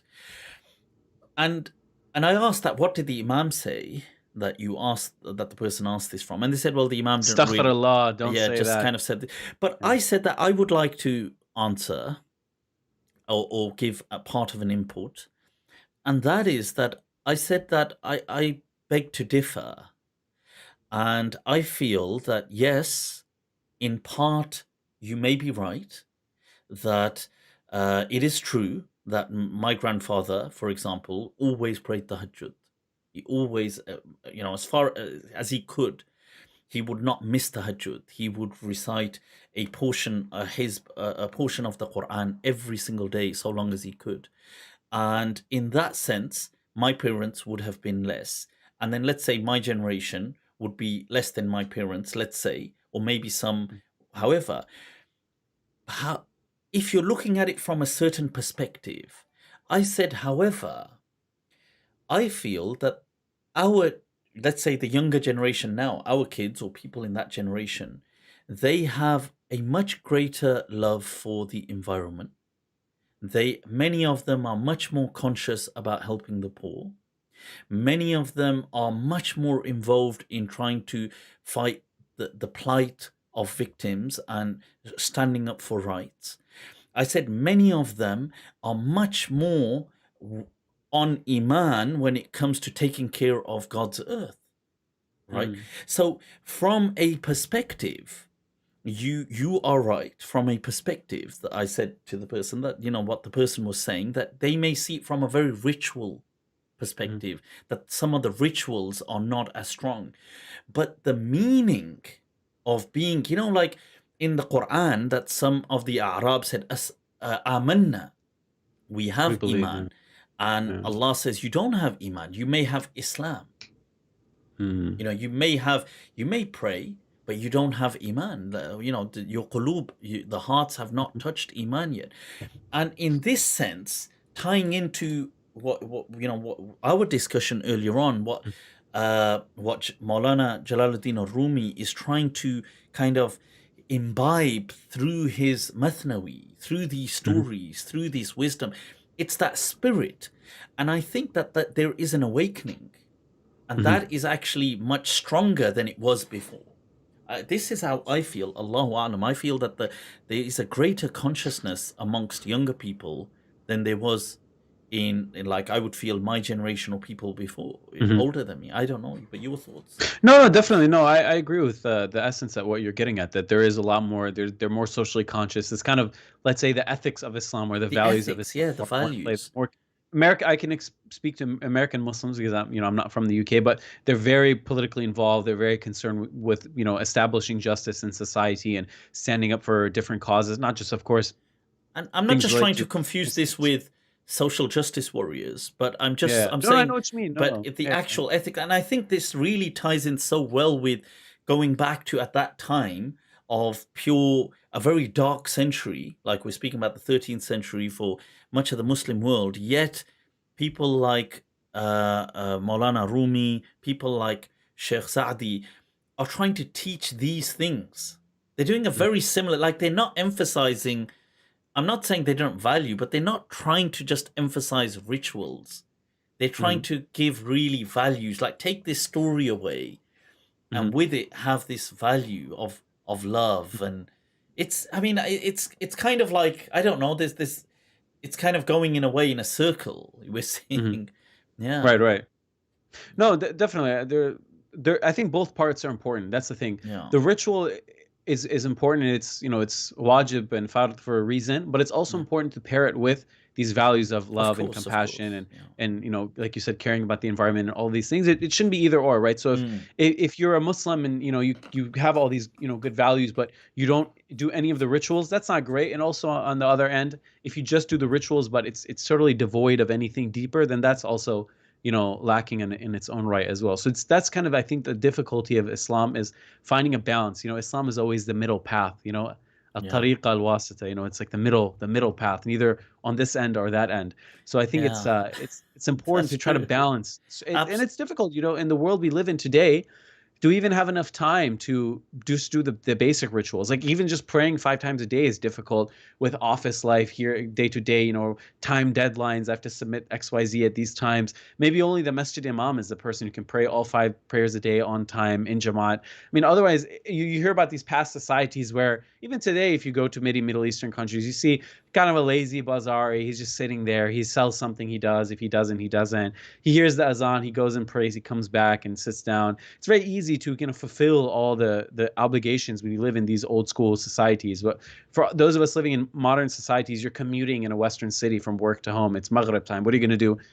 Pull over and pray on the side of the highway? It's just, it becomes very difficult in this modern world. Maybe going to the hadith of, at the end of times, holding on to your faith will be like holding on to a coal. It becomes very difficult to even just, 100%. like you said, tahajjud, where's time for that? Yeah, but I feel that, given the current consciousness, the collective kind of consciousness that there is, and the zeitgeist, especially for Muslims and in the West as well, I feel that it is very fertile and very right for this message. This kind of this spiritual message that was being promoted by people like Maulana Rumi or Sheikh Saadi. I feel that it is because they, in essence, obviously, they were never trying to belittle the maqam of rituals, or even though in some of their things it appears like they're speaking in such a way, they're giving metaphors sometimes of like alcohol, or giving things like this of the beloved, for example, as opposed to just saying God. They will often speak of him as the beloved, in the ma'shuq, right? the one that's the one you love, and this is, in a way, it really gels well with the common person. It touches on that archetype. There's there was a story of I'm not sure, was it who'd mentioned the story? I'm not sure whether it was Fariduddin Attar, or whether it's mentioned in the. But I had come across it that that it's mentioned that in these, amongst these stories, that one of these people, the mystics, he claims that, oh God, it's like a dialogue between him and God, and right? Yeah, and God is saying common, to him that. God is saying to him that, well, I'm going to expose you, and I'm going to show what you get up to the common person, and then we'll see where all this respect goes, and all your kind of izzah and all this maqam, because I'm going to expose your sins, and I'm going to expose just how you are, your true nafs in a state, and then he says, and in a very, with that audacity, and then he says to God, okay, then he says, well, and I'm going to expose. He says, well, I'm going to expose how merciful you truly are, and it doesn't matter whether people pray or don't pray, and it doesn't matter whether they drink alcohol or they don't, or they do this. I'm going to reveal that your mercy is that vast that it doesn't really matter. They're all going to heaven, because you are so merciful. I'm going to reveal the kind of the unboundedness of your mercy to people, and then in the closeness, that intimacy that he's talking to God as if in this way, exactly, with that somebody has this relationship to be able to do that. It's almost. It's with that beloved kind of thing. Like, you couldn't just do that with a stranger. And then God says in that dialogue, um, he says that he says that I will. He says that I take. He says I think not. I think, but he says I will remain silent, and Mhm. you remain silent. And I don't It's know a whether it deal. uses the word. Is it something like Nazman or something? But I will, and you will remain silent. Yeah. But it's in Farsi, and he says, "Yeah, I think it's better we just leave it. Like I won't expose you. You don't expose." Beautiful. What a beautiful sentiment. It's amazing.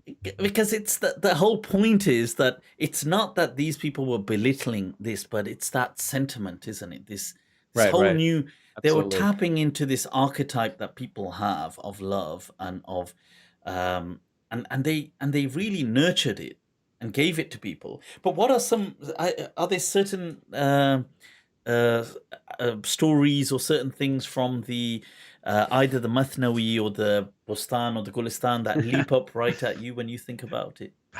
Man, it's difficult. I mean, the Yeah, I mean, there's Masnavi so is much filled. obviously in there, Right, of it's course. filled with so many gems. It's just it's impossible to think of one. One really interesting one you say about love is this is a common story actually, but Rumi mentions it in the Masnavi is the Sultan hears about Layli or Layla as some pronounce, and he wants to see what the big deal about her is. Okay. And he says to the soldiers, go to her village and just bring all the women from her village here, so we can don't worry about sorting them out. You know, just bring them all here. I like So he sees them all and this. he says, "What's the big deal? You're all a bunch of village girls. You know, where's Layli? I want to see the beauty." And Layli steps Do from they among them pronounce and it as says, sorry? Do they pronounce it as Layli in Farsi? in Persian we say Layli, yeah. Layli. And Okay. then she says, "I am Layli, but to see me you have to be Majnun. You are not Majnun, so you can't perceive my beauty." So it's such a beautiful metaphor about having the right perception, the right nazar, Yeah. right? The ability to see. So many people will look at the things maybe we'll say in this live and they'll be upset. Like you said, they're not on the right wavelength. They're just seeing the exterior kind of meaning of things.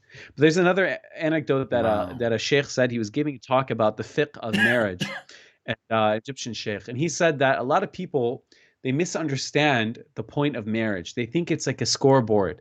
Like they come to get marriage counseling and they come ask me questions and they say, Sheikh, I have to do these things for her and she has to do these things for me and I'm allowed to do these things and she's allowed to do these things. And Mm. he said something amazing. He said, law, this cold, hard law, is for when love is not absent, right? But when love is absent, you don't need the law. So the law tells you you have to, take care Sorry, of your when wife. love is absent, or it's That's when law is required. okay. Yes, yes. These So are, when it's if you have absent. love, you shouldn't need to think about these things, right? So Mm. if there was love in the marriage, you shouldn't have to say, hey, according to Sharia, it says you're supposed to give me money Yeah. if you're my husband. And the husband shouldn't have to say, you're supposed to, I don't know, pour tea for me. You should just love each other so much that you already do that. And the same thing can be applied to God, Yeah. If you truly love God, you would be a good person. You would act Yeah. in a godly way. The whole fire and brimstone and these things that they emphasize so much, it's to scare people who aren't, fearing God. If you already feared and loved God, you wouldn't need to hear And I these, oh, think you'll it's go to not hell. If you don't even do that, you'll go to hell. fear. It's I think the emotion of fear is Mhm, used exactly, but really what ought to, if we did, I feel, if I could say mhm, this, if we did our job better, mhm, it ought to be love. mhm, And we ought to inculcate mhm. love in people towards God and inspire love. But the SubhanAllah. problem is that is hard and difficult, and fear is easy. It's easy Mhm. scaring you. It's not. Mm. It's not as easy to inspire you to be in love Exactly. with God, and that's Exactly. No, hard work, isn't it? Yeah.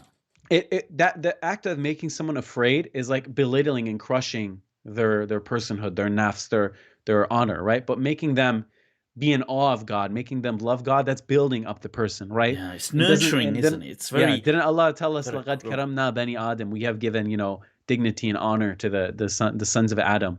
Should be the goal of Islam, to preserve and increase dignity and build us up, not to just say, oh, you'll go to hell and don't ask too many questions and oh, obey your abusive husband and obey the abusive religious authorities and don't demand justice in your society. Just, samana wa ata'na type of behavior. This is totally contrary to Islam. And when you look at the populations that that that Islam has produced, that the way we act, the way we burn people alive in our streets for, blasphemy accusations that aren't even real, the way we persecute entire minorities. Maybe they do have weird practices that we disagree with. That's fine. Let them do it in their private dwellings, or, where they worship, or maybe they do not pray. What does it matter to you? They're not forcing you to stop praying.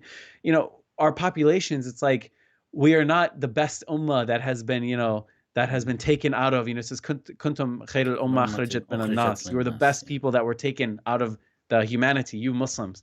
Are we really that same ummah? It's kind of difficult for me to understand, if you try to compare them, the way we were described and the way we act now, the way we behave. It's just inkojo, unkojo, like Hafiz says, where's this and where's that? This huge gap between them. Wow. So it's very sad what we've become, as an ummah. It's like Muslims, if you ask people what are Muslims known for, they'll say things like terrorism, lying, cheating, stealing, wars. I mean, it's very sad. I mean, we were gifted this. I tweeted it one time, actually, that the whole of Muslims who have behaved in these ways will be called to account for taking the most beautiful religion and making it the most ugly religion. If you take the image of any religion in the world, Islam has the ugliest image out of all of them, and we will be held to account for that. And what's fascinating is that the term ihsan, a kind of compassionate kindness or a bettering, and one way is that it is in its root form ahsana, from hasuna, from something, from husn, making husn, so making something beautiful, or making it like you ahsana shay'an, he made it beautiful, or he did it with some perfection. A kind of beautiful perfection. Now that is, it's interesting that is, what is that in the hadith? That is ultimately a kind of God consciousness, but it's exactly. It's so you see, it's layered, because it's so interesting that the power of attention. And I don't want to kind of just go, because I'll just end up kind of really going off on this, and I don't want to do that. But no worries. It's interesting that, you see, we become what the glance of attention can do to us. It doesn't collapse us, but it changes us. You see, the moment a person becomes aware that they are in the attention of someone, that, you see, from the subject, they become aware of themselves as an object. There's a lot that goes on, and it's so amazing that it transforms everything. Like our modern world is so engrossed in, even whether it's going to be social media or anything, it's just about being in the glance.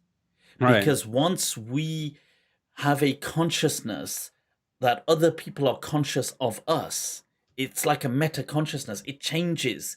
Like, we come to life in this different way. And but I mean, I don't want to go, but I think in that, it's interesting that what you're doing in that hadith, the upper framework is that you are consciousness of God, of you. It's like an extra meta consciousness. But at the very least, forget other people, it's God. That God is, that he watches you. That's how ihsan is defined. I'm going to end up going off on, but let's come back to no worries. Back to Saadi and Rumi. Sure. So okay, so share with us a favorite of yours from this, something that always comes to your, like, you're like, man, he just killed it on that one. I mean, there's so many from Saadi. I mean, from the Gulistan itself, it's full of, so many beautiful gems. Sure. Like, if you look at the introduction to the Gulistan, actually someone mentioned this.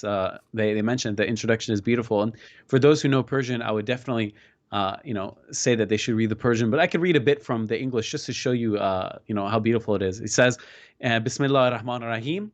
He says, obligation is due to God, for obedience of him is a cause for proximity, and with gratitude comes an increase in benefits. Every breath that goes in is an extension of life, and when it comes out, it's a relief to the individual. Therefore, in every breath, there are two benefits, and for each benefit, one thank is necessary. Just that opening line, how many of us are conscious of these basic breaths that we take. How many of us even, are even grateful for the fact that we're alive? And then Saadi says so beautifully, who's able by what his word or deeds do of thanking God as much as he needs to? So then he continues, to say that he's not able. It's best the slave seek pardon first at God's court for his shortcoming, for no one can render service to him in a way that's becoming. None of us are worthy of approaching God with a service. And then he says, the rain of his incalculable mercy falls upon all, and the table of his unstinting bounty is laid everywhere. He does not tear the veil of his servant's honor because of an unspeakable sin, and he does not neglect the duty of providing subsistence for any grievous sin. Mm-hmm. So it's amazing how when they're thinking about God, they're just in awe, and they're talking about how merciful and how beautiful he is. It's always positive. It's always a positive attributes, and we could almost say the more feminine attributes of his 99 names. Yeah, it's so, and often there's the kind of language that is adopted is of this of somewhat of a kind of at times of this kind of bridal encounter is used on many occasions. Even this term of like kashf, or even though it just means a kind of unveiling, but unveiling in and of itself, it was often associated with this this kind of bridal rhetoric of which ties into to the lover and the loved or the beloved. So yeah, okay, yeah. I mean, just another go ahead. Just another beautiful one from the Golistan. He says, "The world remains for none, O brother. Tie your heart to the Lord and none other. On this world's kingdom you cannot depend, for it sustains and kills you in the end. When the pure soul is finally homebound, you die, be it on the throne or on the ground." So it just kind of underlines that you're ranking this world. These are your translations, by the way. Yes. Yeah, I was about to say that's amazing. Wow. How do you contrast his poetry with that of Maulana Rumi? How do you find the styles? Fascinating question. Rumi's poetry it's kind of from his hal and ahwal, his mystical states. So he would go into a state and he would just start reciting, which is why a lot of times his poems contain repetition, or sometimes there's mistakes in them, even like a rhyme or meter mistake. The wazn, as you probably studied in your madrasa studies, the wazn and the urud are not completely correct sometimes. And there's a lot of repetition. Some of his poems are very short, some are very long. You get the sense that they're a flow of consciousness. I sense that you would be more interested in that. Saadi is not like that. Saadi is a very kind of fine. Is there a poem? I heard a poem once saying that he said that the whole world is, I don't know if this, I heard this, so that the whole world, his metaphor is the whole world is a breast. Is that, and everybody's just, I think everybody's just kind of like that, yeah. I'm thinking, you know what? Maulana Jalaluddin Rumi Sahib was, it's very interesting to read. No, in fact, actually the Sufis had said, a lot of times in these traditions and these monasticism or whatever, there's this idea that you should renounce sensual pleasures. And Rumi was not like that at all. In fact, his father in his diaries, Rumi's father, not Rumi, wrote about his desire for women. And whose desires? Rumi's or his father's desires? His father had written about this in his personal diaries, Baha'u'ddin, which is his name. And he wrote about his desire for his multiple wives and that he yearned for sexual, pleasure, and that there was no contradiction, in his mind between this and being religious.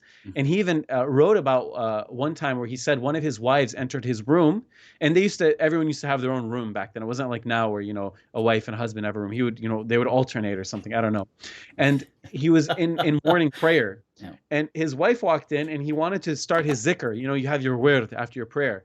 Okay. And he was so overtaken in his desire for his wife that he decided to, go be with her instead of do his morning word right after his prayer. Is that not a form of mindfulness in and of itself, and a form of, one may say, worship by extension, by being in this state, deep maqam? No, honestly, and nowadays, Islam is considered so sex negative. It's so taboo to even mention this topic to people. Even people who are married, they have like bashfulness with each other, and they're married. Muslims. Muslim marriage counselors will attest to this, and I've heard them on YouTube say this. But and then Rumi himself wrote about he would write about, he has things that are like, I guess you could say they're sexual in the Masnavi, which causes confusion for many people, but they're always a metaphor for something deeper, right? So if you read them, of course, on the surface level, you won't get it, but they're always a metaphor for something deeper, right? And it's like one of his students is imploring him, Rumi, to reveal his secrets. We say these Sufi saints have secrets, which is why we say qadasallahu sirra, may God sanctify his secret. And then his student says, you should reveal your secret, because I wouldn't lay with my lover with a shirt on, right? If you're with the beloved, you should reveal all the secrets. But nowadays, could you imagine a Muslim making that type of you can imagine if Maulana Rumi was around today, just every now and then sending off a tweet like this.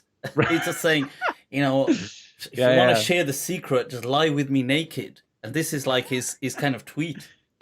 No, everybody would be like, what the hell? It wouldn't be taken well. It wouldn't be taken well. These stories, they're full of kind of metaphors, right? Even though if you read them again from just the surface point of view, you wouldn't get it, right? And Saadi, for example, has a chapter in the Golistan called On Feebleness and Old Age, where he talks about how there's this contradiction in life between gaining money, which takes time, and your youthfulness, which is always decreasing. And there's an old man who wants to get married, but he doesn't marry. And a friend asks him, well, why don't you marry a young woman, right? Because you have a lot of money. And the old man, it's so funny. Could you imagine a Muslim scholar saying something like this today? It would never happen. The old man says, I have no inclination to younger women. So why would a younger woman have an inclination to me? Right? I'm an old man. I'm sorry. He's saying, I have no inclination to old women. So why would a young woman have inclination to me? Meaning, why would I'm an old guy. What's she going to find interesting? Yeah, exactly. And then he says, well, why don't you have an inclination in old women? And he says, for obvious reasons, I'm not interested. And then Saadi says, it's potency that counts, not money, right? It's virility and age that's more valuable, not money. Because if you're old and you have no virility, what's the good? You're just going to lay around and have money? Saadi says, a woman would prefer 10 carrots to a raw steak. You could piece it together, right? 10 carrots are not valuable, right? They're young and worthless, but a raw steak is expensive. It's raw meat, but you can put together, the innuendo that he's getting at. So he's saying what counts in life is having that youthful energy, right? Not just being old and having a bunch of money. Even in old age, having that. So could you imagine a Muslim these days coming out with these types of things? They would never accept that type of thing. So there's so many beautiful, hilarious. There is a whole energy, a very, I would say, a very a transcendent energy in the sensual. But for many people, it has, unfortunately, over the centuries, it's kind of, and I feel that definitely with colonialism and, the whole Victorian kind of taboo around sensuality and sexuality, I feel that it heightened all of that. But otherwise, there is something very empowering, enriching, and transcendent in the sense that very spiritual with that intimacy. And this is why these ulama championing that, these people doing that was incredibly important for our tradition. I think otherwise people, if we didn't have a legacy where people did own that, they did kind of champion it, did promote it. Definitely. Here, I'll give you a metaphor actually. So I have 2 copies of the Golistan, right? One is a translation from the 1800s, and one is a modern Persian edition. In the original copy, there was these sexual metaphors, right? Now in the translation from the Victorian era, the sexual metaphors are omitted. They're censored. Because in the Victorian English era, it's inappropriate. But they were in the original text. Nowadays, if you get the book in the Muslim world, it's censored still. So subhanAllah, we have inherited the same values from the Victorian Brits, the same type of, why was this not too taboo back then, 1,000 years ago, 800 years ago, and now it's too taboo to where it needs to be censored. We have simply inherited the values of the Victorian British people who, we say there's no aib in the matters of deen, right? We have hadiths about sexuality that are very explicit. if they were so evil and so wrong, why would they even utter these things, right? But nowadays Yeah. we can't have that. Like the very topic is considered too taboo to even speak about, right? It's just Yeah. like, for example, I've heard of cases. There's so many things, when you amass an audience in the Muslim world, you get people's problems. Maybe this happens to you. They come to advice for you, seeking some sort of wisdom from the tradition. And someone said that they got a divorce because their marriage had gotten to a point where they hadn't had intimacy, in a year.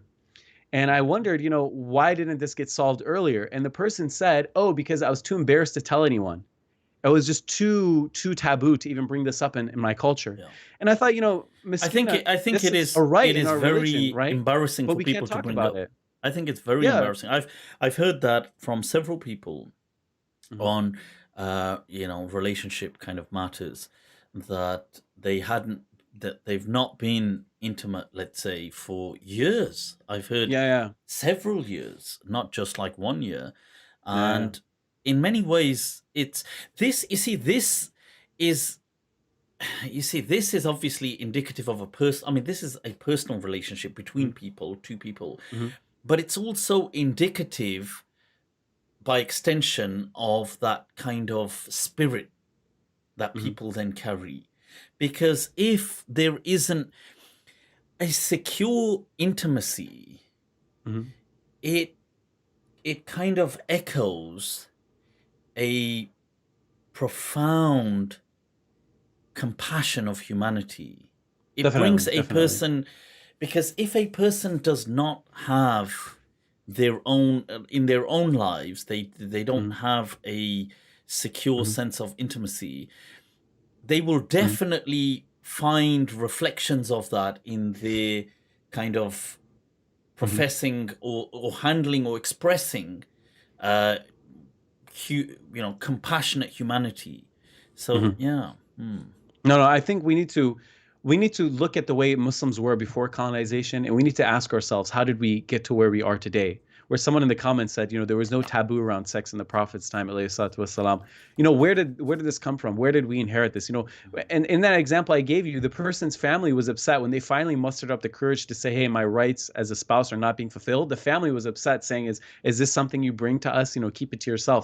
It's not our problem." I mean, we're asking Yeah. ourselves why there's an apostasy crisis, why people mock religious Muslims, why no one is taking Islam seriously in the West. We've lost the plot. We've made Islam, we've lost the essence, we've lost the core. We've made it to where it's not a religion worth adhering to for many people, unfortunately. I mean, just look at the I apostasy just want rates to right now. say that, and there's a distinction, because we've spoken about that. And somebody said in the comment, "Look, there is no love without sexual attraction," Mm, and as true as that is, but mm, I'm trying to, you see, this, what we're speaking about is mm. much more profound than just the act of sex. Definitely. This is not just about, you see, the act of uh just sexual intercourse is at the level of animality. It Absolutely, is at yeah. a very animal creature level. This is incredibly Deeper, yeah. profound. And Definitely. this is about, for human beings, healing and a kind of transcendental spiritual growth. This is in the realm of a spiritual realm. This is not something, you see. So just in case people, because the comment saying, well, okay, people do have sex, of course, but this is very different to that. Even though there's obviously an overlap, this is something very nourishing. The Mhm. intimacy aspect. Definitely. It's not just at that very kind of the level of animality and just the act in and of itself. But yeah, Mhm. I wanted to still with the topic, but moving Mhm. to about Maulana Rumi himself, and even maybe Shirazi. Just a quick question before I wanted to move Sure. to the kind of sense of their mindset. Do you Sure. feel that Sheikh Saadi was more? Some people say you have these kind of intoxicated mystics, not intoxicated, Mhm. actually intoxicated, but these kind of Definitely, yeah. wild mystics. Mhm. And Maulana Rumi is placed in that category as Definitely, well. yeah. But would you place equally Sheikh Saadi in that, or is he from the somewhat No, no. sober He was kind definitely more of sober, and I think that he mystics. wouldn't Yeah, even count himself as a mystic properly. yeah, I think he would consider himself someone who aspires to their values, but he's not truly among them. He's not quite pious yeah. enough, right? That's He the was kind of impression I had as well of right, him. right, But yeah. yeah. He loves their virtues and all that, and he aspires to internally be like them, but he's not, he's not pious enough quite. Maybe later in life, I think that he did become a Sufi and joined a Sufi hospice, a khanqa or zawiya. But early in his life, when he was younger, he wasn't quite that committed in terms of, Mm.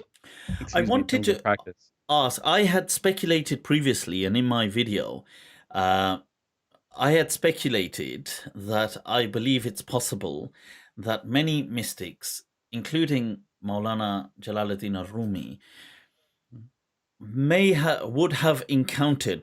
I believe that I mean Mm-hmm. speculation, Mm-hmm. perhaps unbeknownst to them, but traces of certain psychedelics may have may have kind of catalyzed Mm-hmm. their experiences.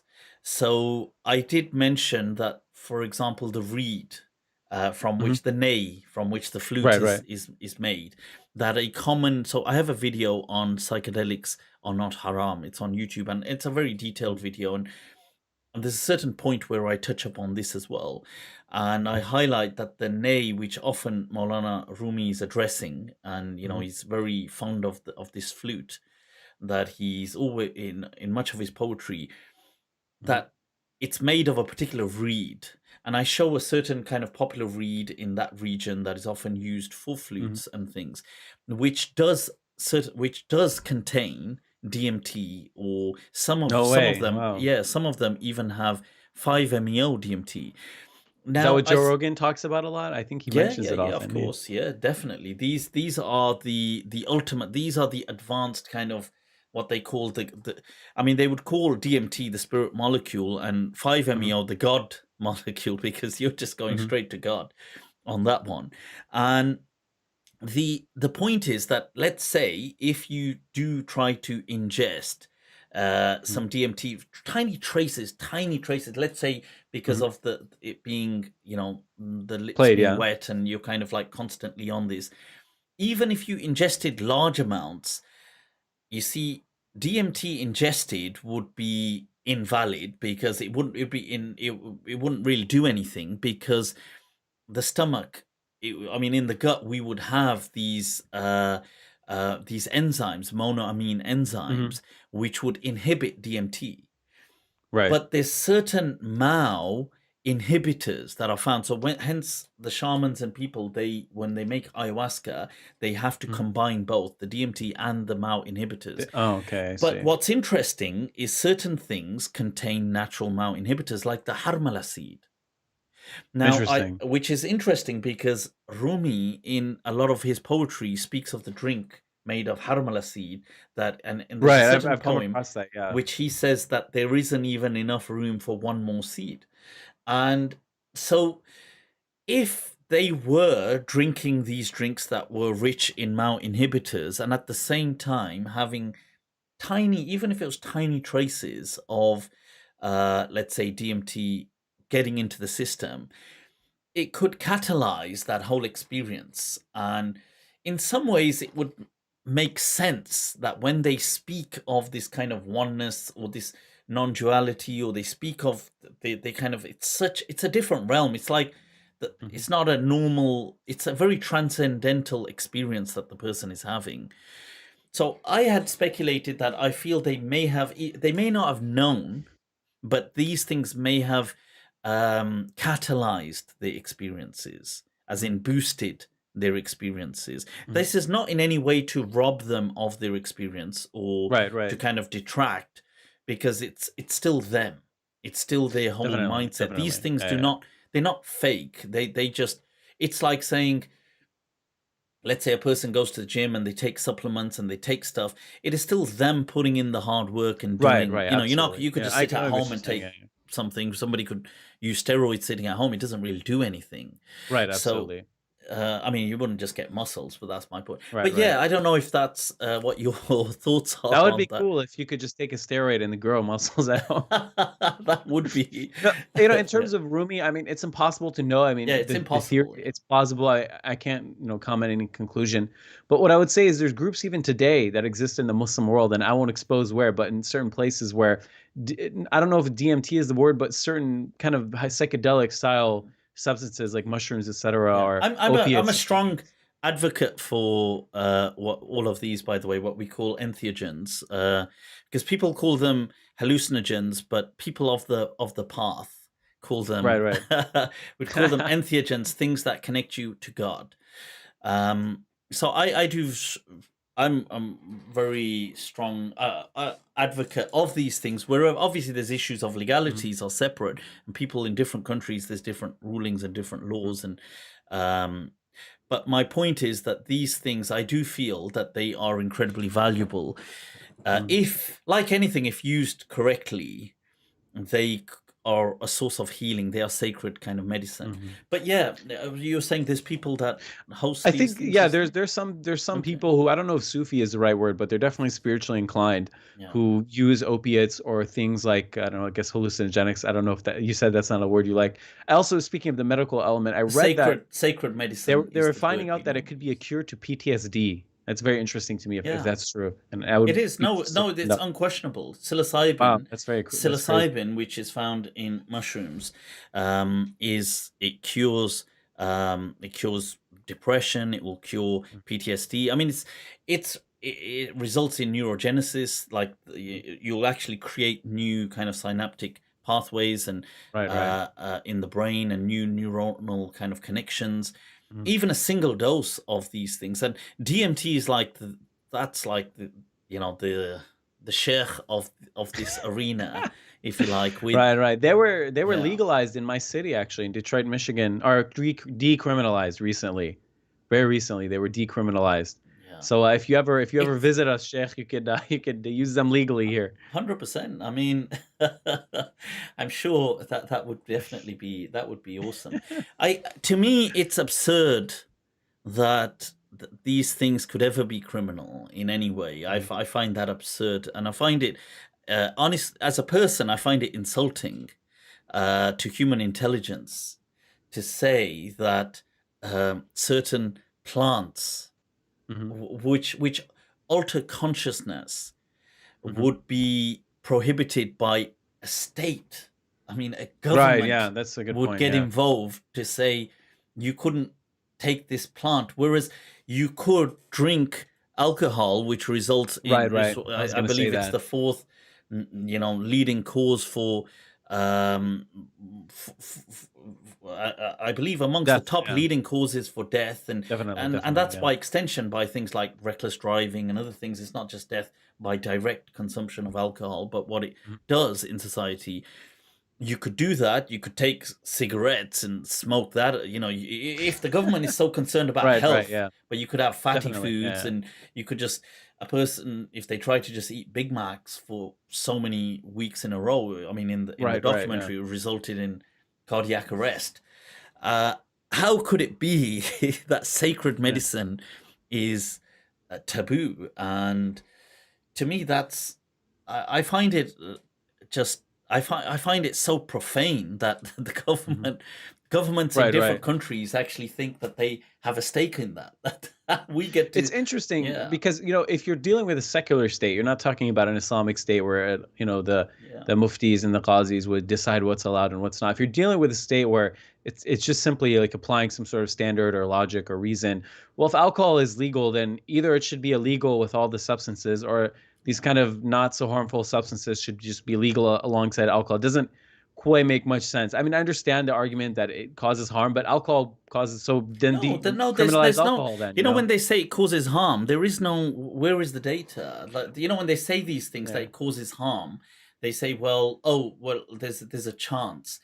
Of course, look, there's a chance in anything. A person could take aspirin and react very Right, badly right. to aspirin. It's not, you see, if you're just saying, look, there's speculation, but where is the data?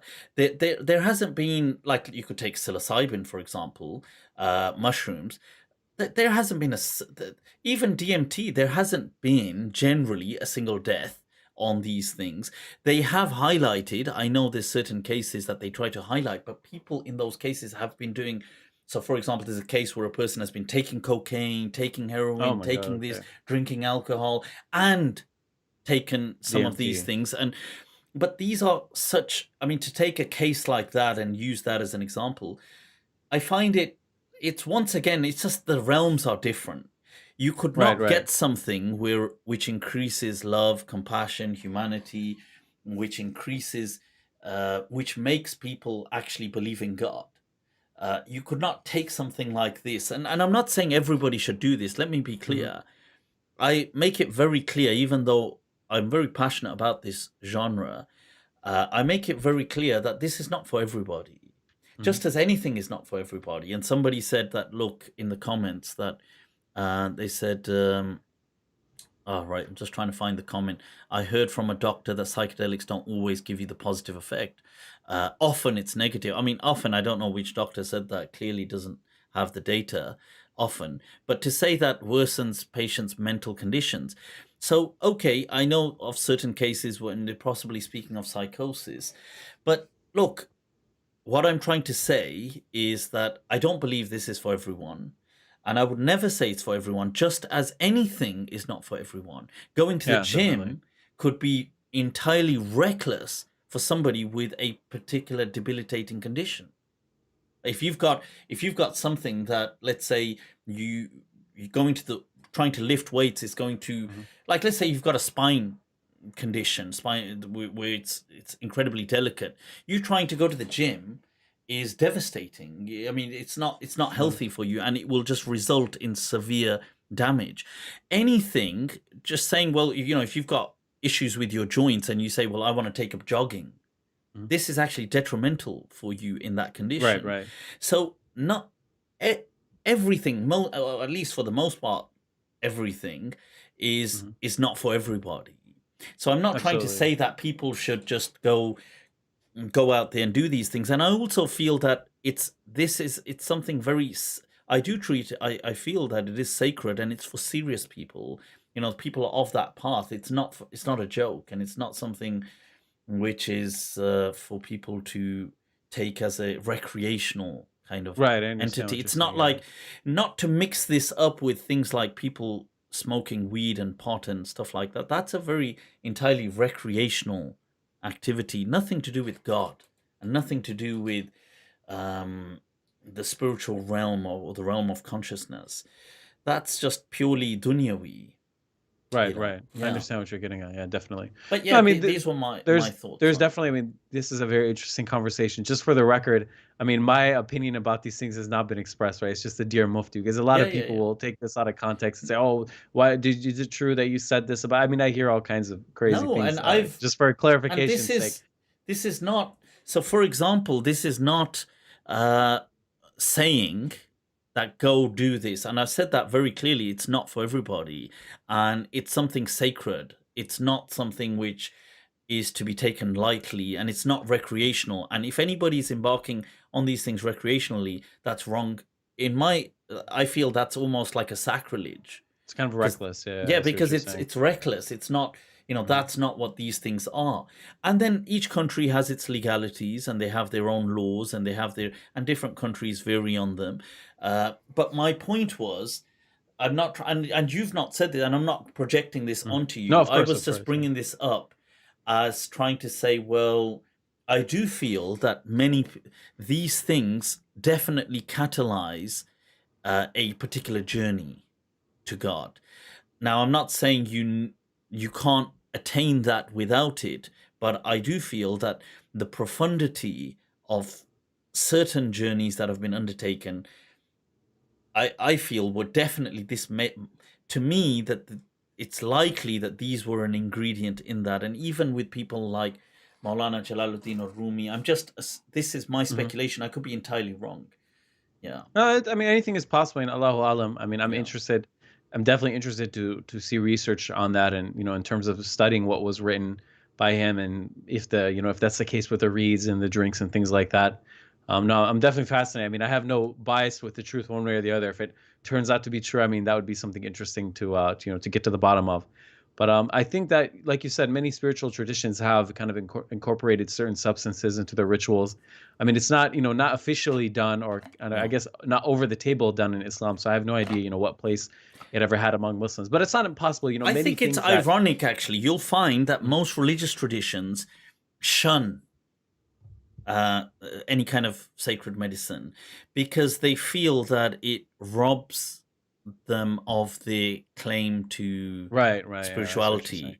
And if it can be induced, like if, let's say, What's the I'm a point? very Yeah. spiritual person and I say, well, you could just eat something and become spiritual, then it kind of makes me a bit redundant because I had to take 30 years to get here. Right, yeah. So this is why it's interesting, because Rick Strassman, and he was like a leading researcher on DMT right through it from the 80s into the 90s, and his videos are on YouTube, and he's the author of the book The Spirit Molecule. Now, he speaks about in the beginning when he was with the Buddhist community and he started exploring DMT on his own.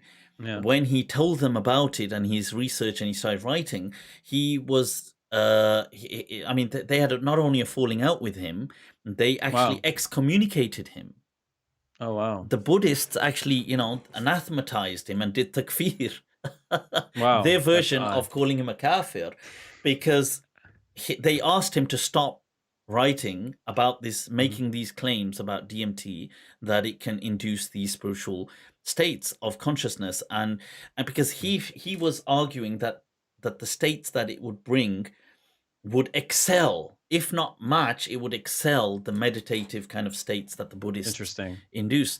So they excommunicated him in the end, and he wasn't allowed to be part of their kind of convent or whatever it was, and so you find often religious religious institutions will not look sympathetically upon this, Right, yeah. not because of the intoxicating element. Some may argue it's an intoxicant. Obviously, that's a different discussion. It's not an intoxicant, but that's a different discussion. But most religious organizations, including Buddhists or other traditions, they condemn it because it's too much. They feel that it's a cheat. That how Right, can yeah. you I see become where they're coming spiritual from. by eating something? It doesn't make sense. Like, you need to, like, Mhm. I've done this for 20 years. You can't just come and eat something and become spiritual. And I get that, and I appreciate. And to be fair, decades of a discipline will have a different result. This is Definitely. just if it's a roller coaster of a ride, it's not the same as, if you've been disciplined in something for 20, 30 years. That's, Definitely, yeah, yeah, yeah. definitely. No, and you see, and it should be cautioned because you definitely meet people when I talk about Sufism who say, "Oh, I'm interested in spirituality. I've done DMT or whatever or these other substances," but they've never actually done anything. And they talk about experiencing ego death, but you see them living egotistical lives. I mean, not that I'm not as well, but I don't claim to have experienced ego death at the same time. So I understand there should be a caution towards any type of solution that's a quick fix. There is no quick fix to spirituality. So if these things were to have a place, like hypothetical, if Rumi were to be using these things, again, not saying it happened, but hypothetically, I think he would say you can't just use it on its own and just say, okay, I'm done, khalas. Like, Yeah, it would no, have to no, go no. along with other It's things. like You know what I mean? anything. Look, it's like, let's say a person goes to the gym or a person goes jogging. The ultimate goal is health, and Mm. it's improving yourself, because that improves life. Like, you have a better immune system, you have a better self-awareness, your confidence improves, there's better productivity in life. The Mhm. actual gym thing, and it has to be a lifelong thing. A person goes to the gym, even, let's say a person took a shortcut. People go to the gym, they take steroids. Right, yeah. Sure, you will get results. It's a shortcut. But then the result will fade away if there isn't this consistency of a person Absolutely, yeah. maintaining a particular lifestyle. There's a connection with God that a person has to maintain. Otherwise, it's not about just taking something and you now have this, it's done. That would be ridiculous. Right, It would yeah. be absurd. It would be insulting. Yeah. No, I get where you're coming from. Yeah. All right. Somebody did post a question here saying that, look, Sure. just because I said this, just because you aren't gifted with these experiences, you think you can take the MT experience? Kersh, flal. Sure. I mean, I'm not saying, this conversation, much like it is for the people of the path. It is not for, Mhm. for many people, this conversation would be absurd. And I say that knowing that it would be absurd for many people. But such was the kalam. Often people would say, even, even people like Ibn Arabi, all these mystics would often Mhm. say that our words are just for the qawm.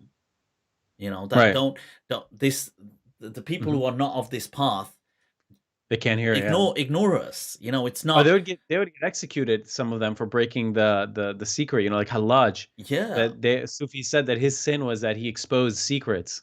That was yeah, Hallaj's because sin. because it's the ultimate, isn't it? This Mhm. whole, and it comes back to what you're saying. Qaddas Allahu sirra.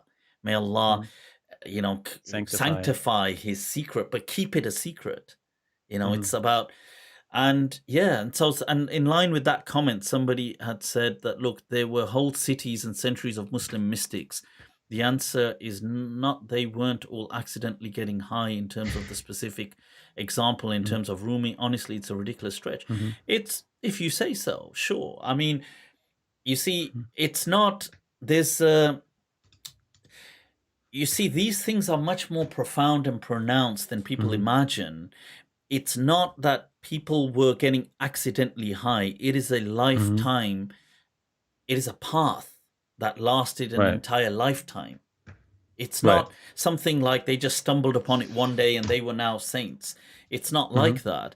And similarly, in fact, there's a very Joe Rogan has one of his podcasts with, I've forgotten the name of the Mhm. person who speaks of certain Christian monks and different people that were Yeah. using ergotized Mhm. the products. So basically this fungi would grow onto certain whether it was wheat or certain things that they Mhm. had that they were using to make bread and other stuff out Mhm. of. But it would get this ergot, this particular fungus that would kind of affect it, Mhm. and it would grow. But but fungi, or much Mhm. of fungi, sorry, or definitely several Mhm. features, especially ergot, for example, it is hallucinogenic. It is psychedelic.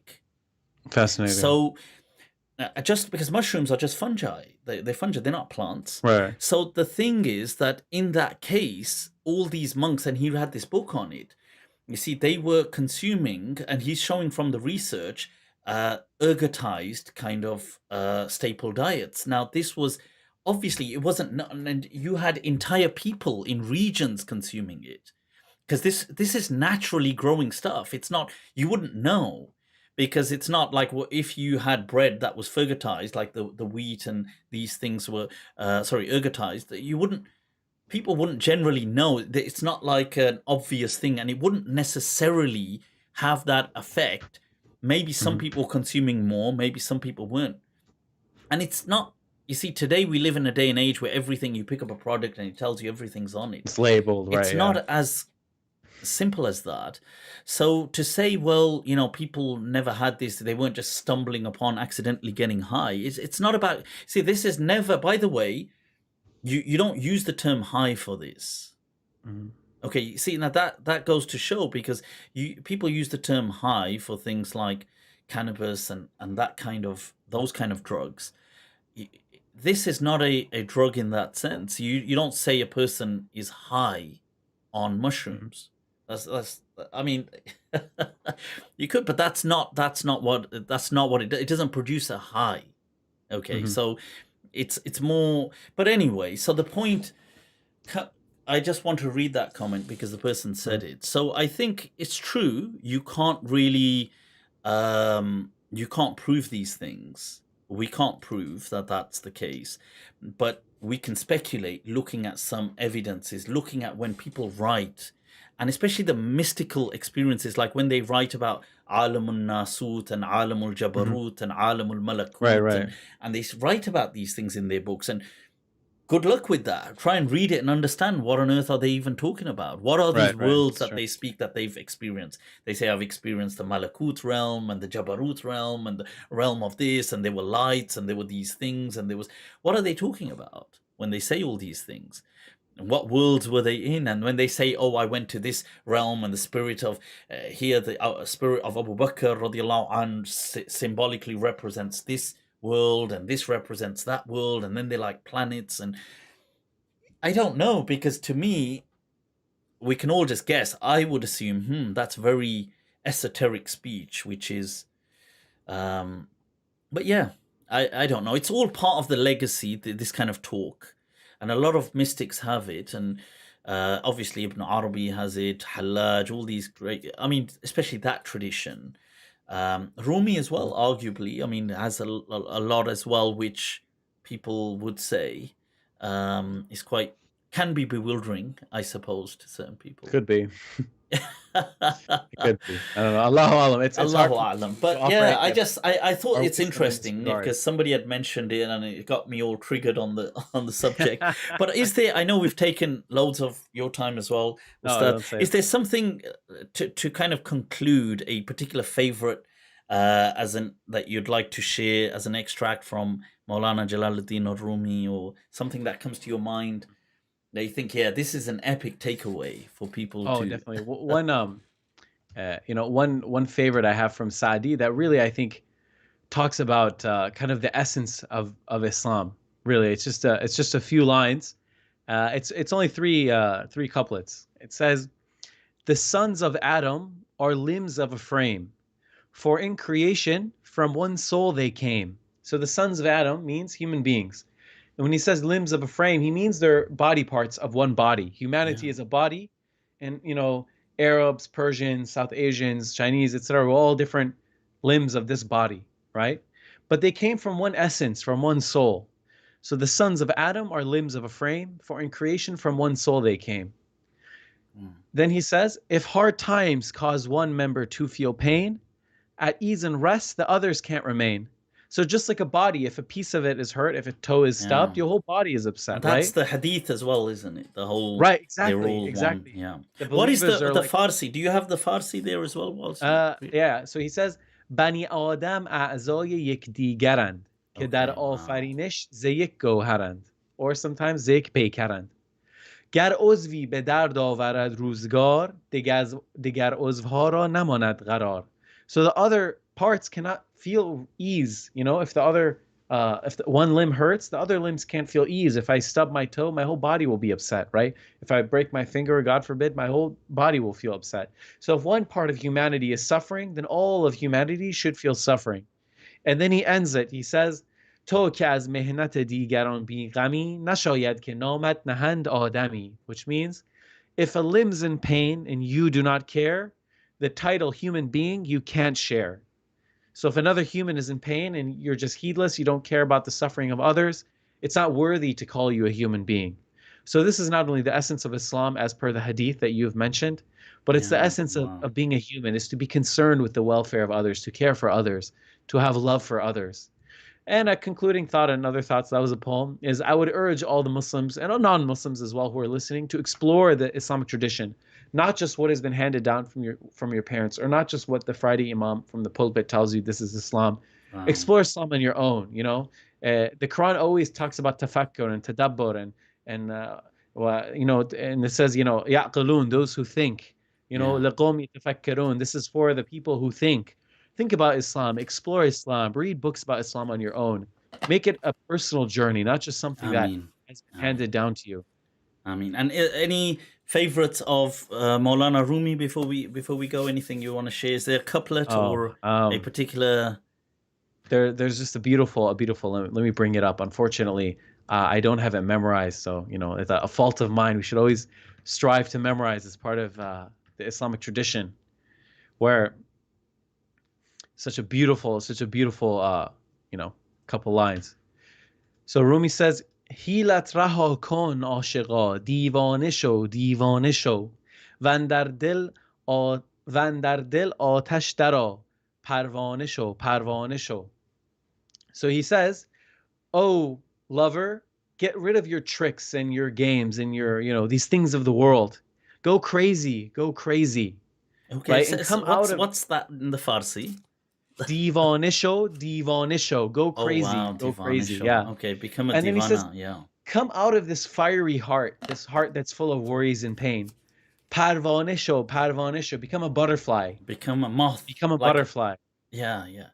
Okay, wow. It's so beautiful, you know? And then he says, باید که جمله جان شوی تا لایق جانان شوی گر سوی مستان می روی مستانه شو مستانه شو. And then he says your entire being must become the soul for you to be worthy of the beloved. And if you're going towards the drunkards, go drunk, go drunk. Such a How does beautiful he say sentiment. that? How does he say that? Mastane sho, mastane sho. Mastane sho, yes, of course. Be drunk, be drunk. Okay. So beautiful. Wow. No, that's epic, man. That's I and appreciate what it. what a kind of beautiful kind of metaphor to end it on, because the symbolism in the parwana, or the moth and the flame, is in the sense it is so drawn to it.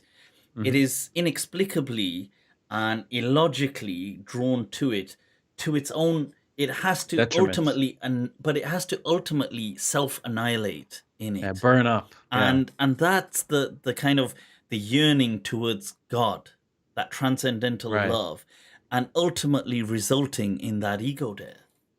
Yeah, your essence being destroyed. Yeah, because that fana fillah, that you result in that ego death, has to kind of flame up, and then what is left is al-baqa. Allah. Subhanallah. Subhanallah. What a beautiful note to end on. Now that's so powerful. Shukran, Ustadh, for really taking the time out. It's been my pleasure. Thanks for having me. It's been amazing. I really enjoyed this discussion. I'm so glad we managed to have this. For people who you do have a course, don't you? For I do. It's Persian. running. It's about to run soon. If anybody's interested, do you want to say? Yeah, sure. Say so anything. My name is my username on social media, Sharghzadeh. So you can find me on Instagram, on Twitter, and there's also Persian Poetics on Instagram and Twitter. PersianPoetics.com is where you'll see course sign up on one of the tabs. You can sign up for a course that I'm going to start soon. It's all covering female poets of all types, Sufis, non-Sufis, and very interesting to see, the feminine perspective in medieval Islam. So very old poems, from 1,000 to 400 years ago, 200, 100 years ago, and it's covering all kinds of interesting topics. I won't give it away, but it's very interesting. I wanted to kind of highlight the female, the feminine perspective that's kind of been, I think that's unfortunately looked over. Thank you. Yeah. So it would be a pleasure to see any of you, especially those who are engaged in the chat, to join us and be my guest in the course, inshallah. So that's Persian Poetics. If you just look up my name, it'll come up. People, so check that out. Do go learn. There's a lot to. I have to say, I've taken a look at some of those pages. They look incredibly interesting. So shukran once again, Ustadh, for giving us the time. People, those of you who are just tuning in today, make sure you do like and spread the love, people, and do subscribe. Subscribe to Ustadh's page as well, Sharghzadeh and Persian Poetics, and have an awesome day wherever you are. May Allah bless you all and keep you smiling and beaming with that love. Ameen. People, Ameen. Take care. Salamullahi alaikum and Khuda Hafiz. Goodbye to everyone. Goodbye. People, I'm putting up my exit page. Do like. Take care.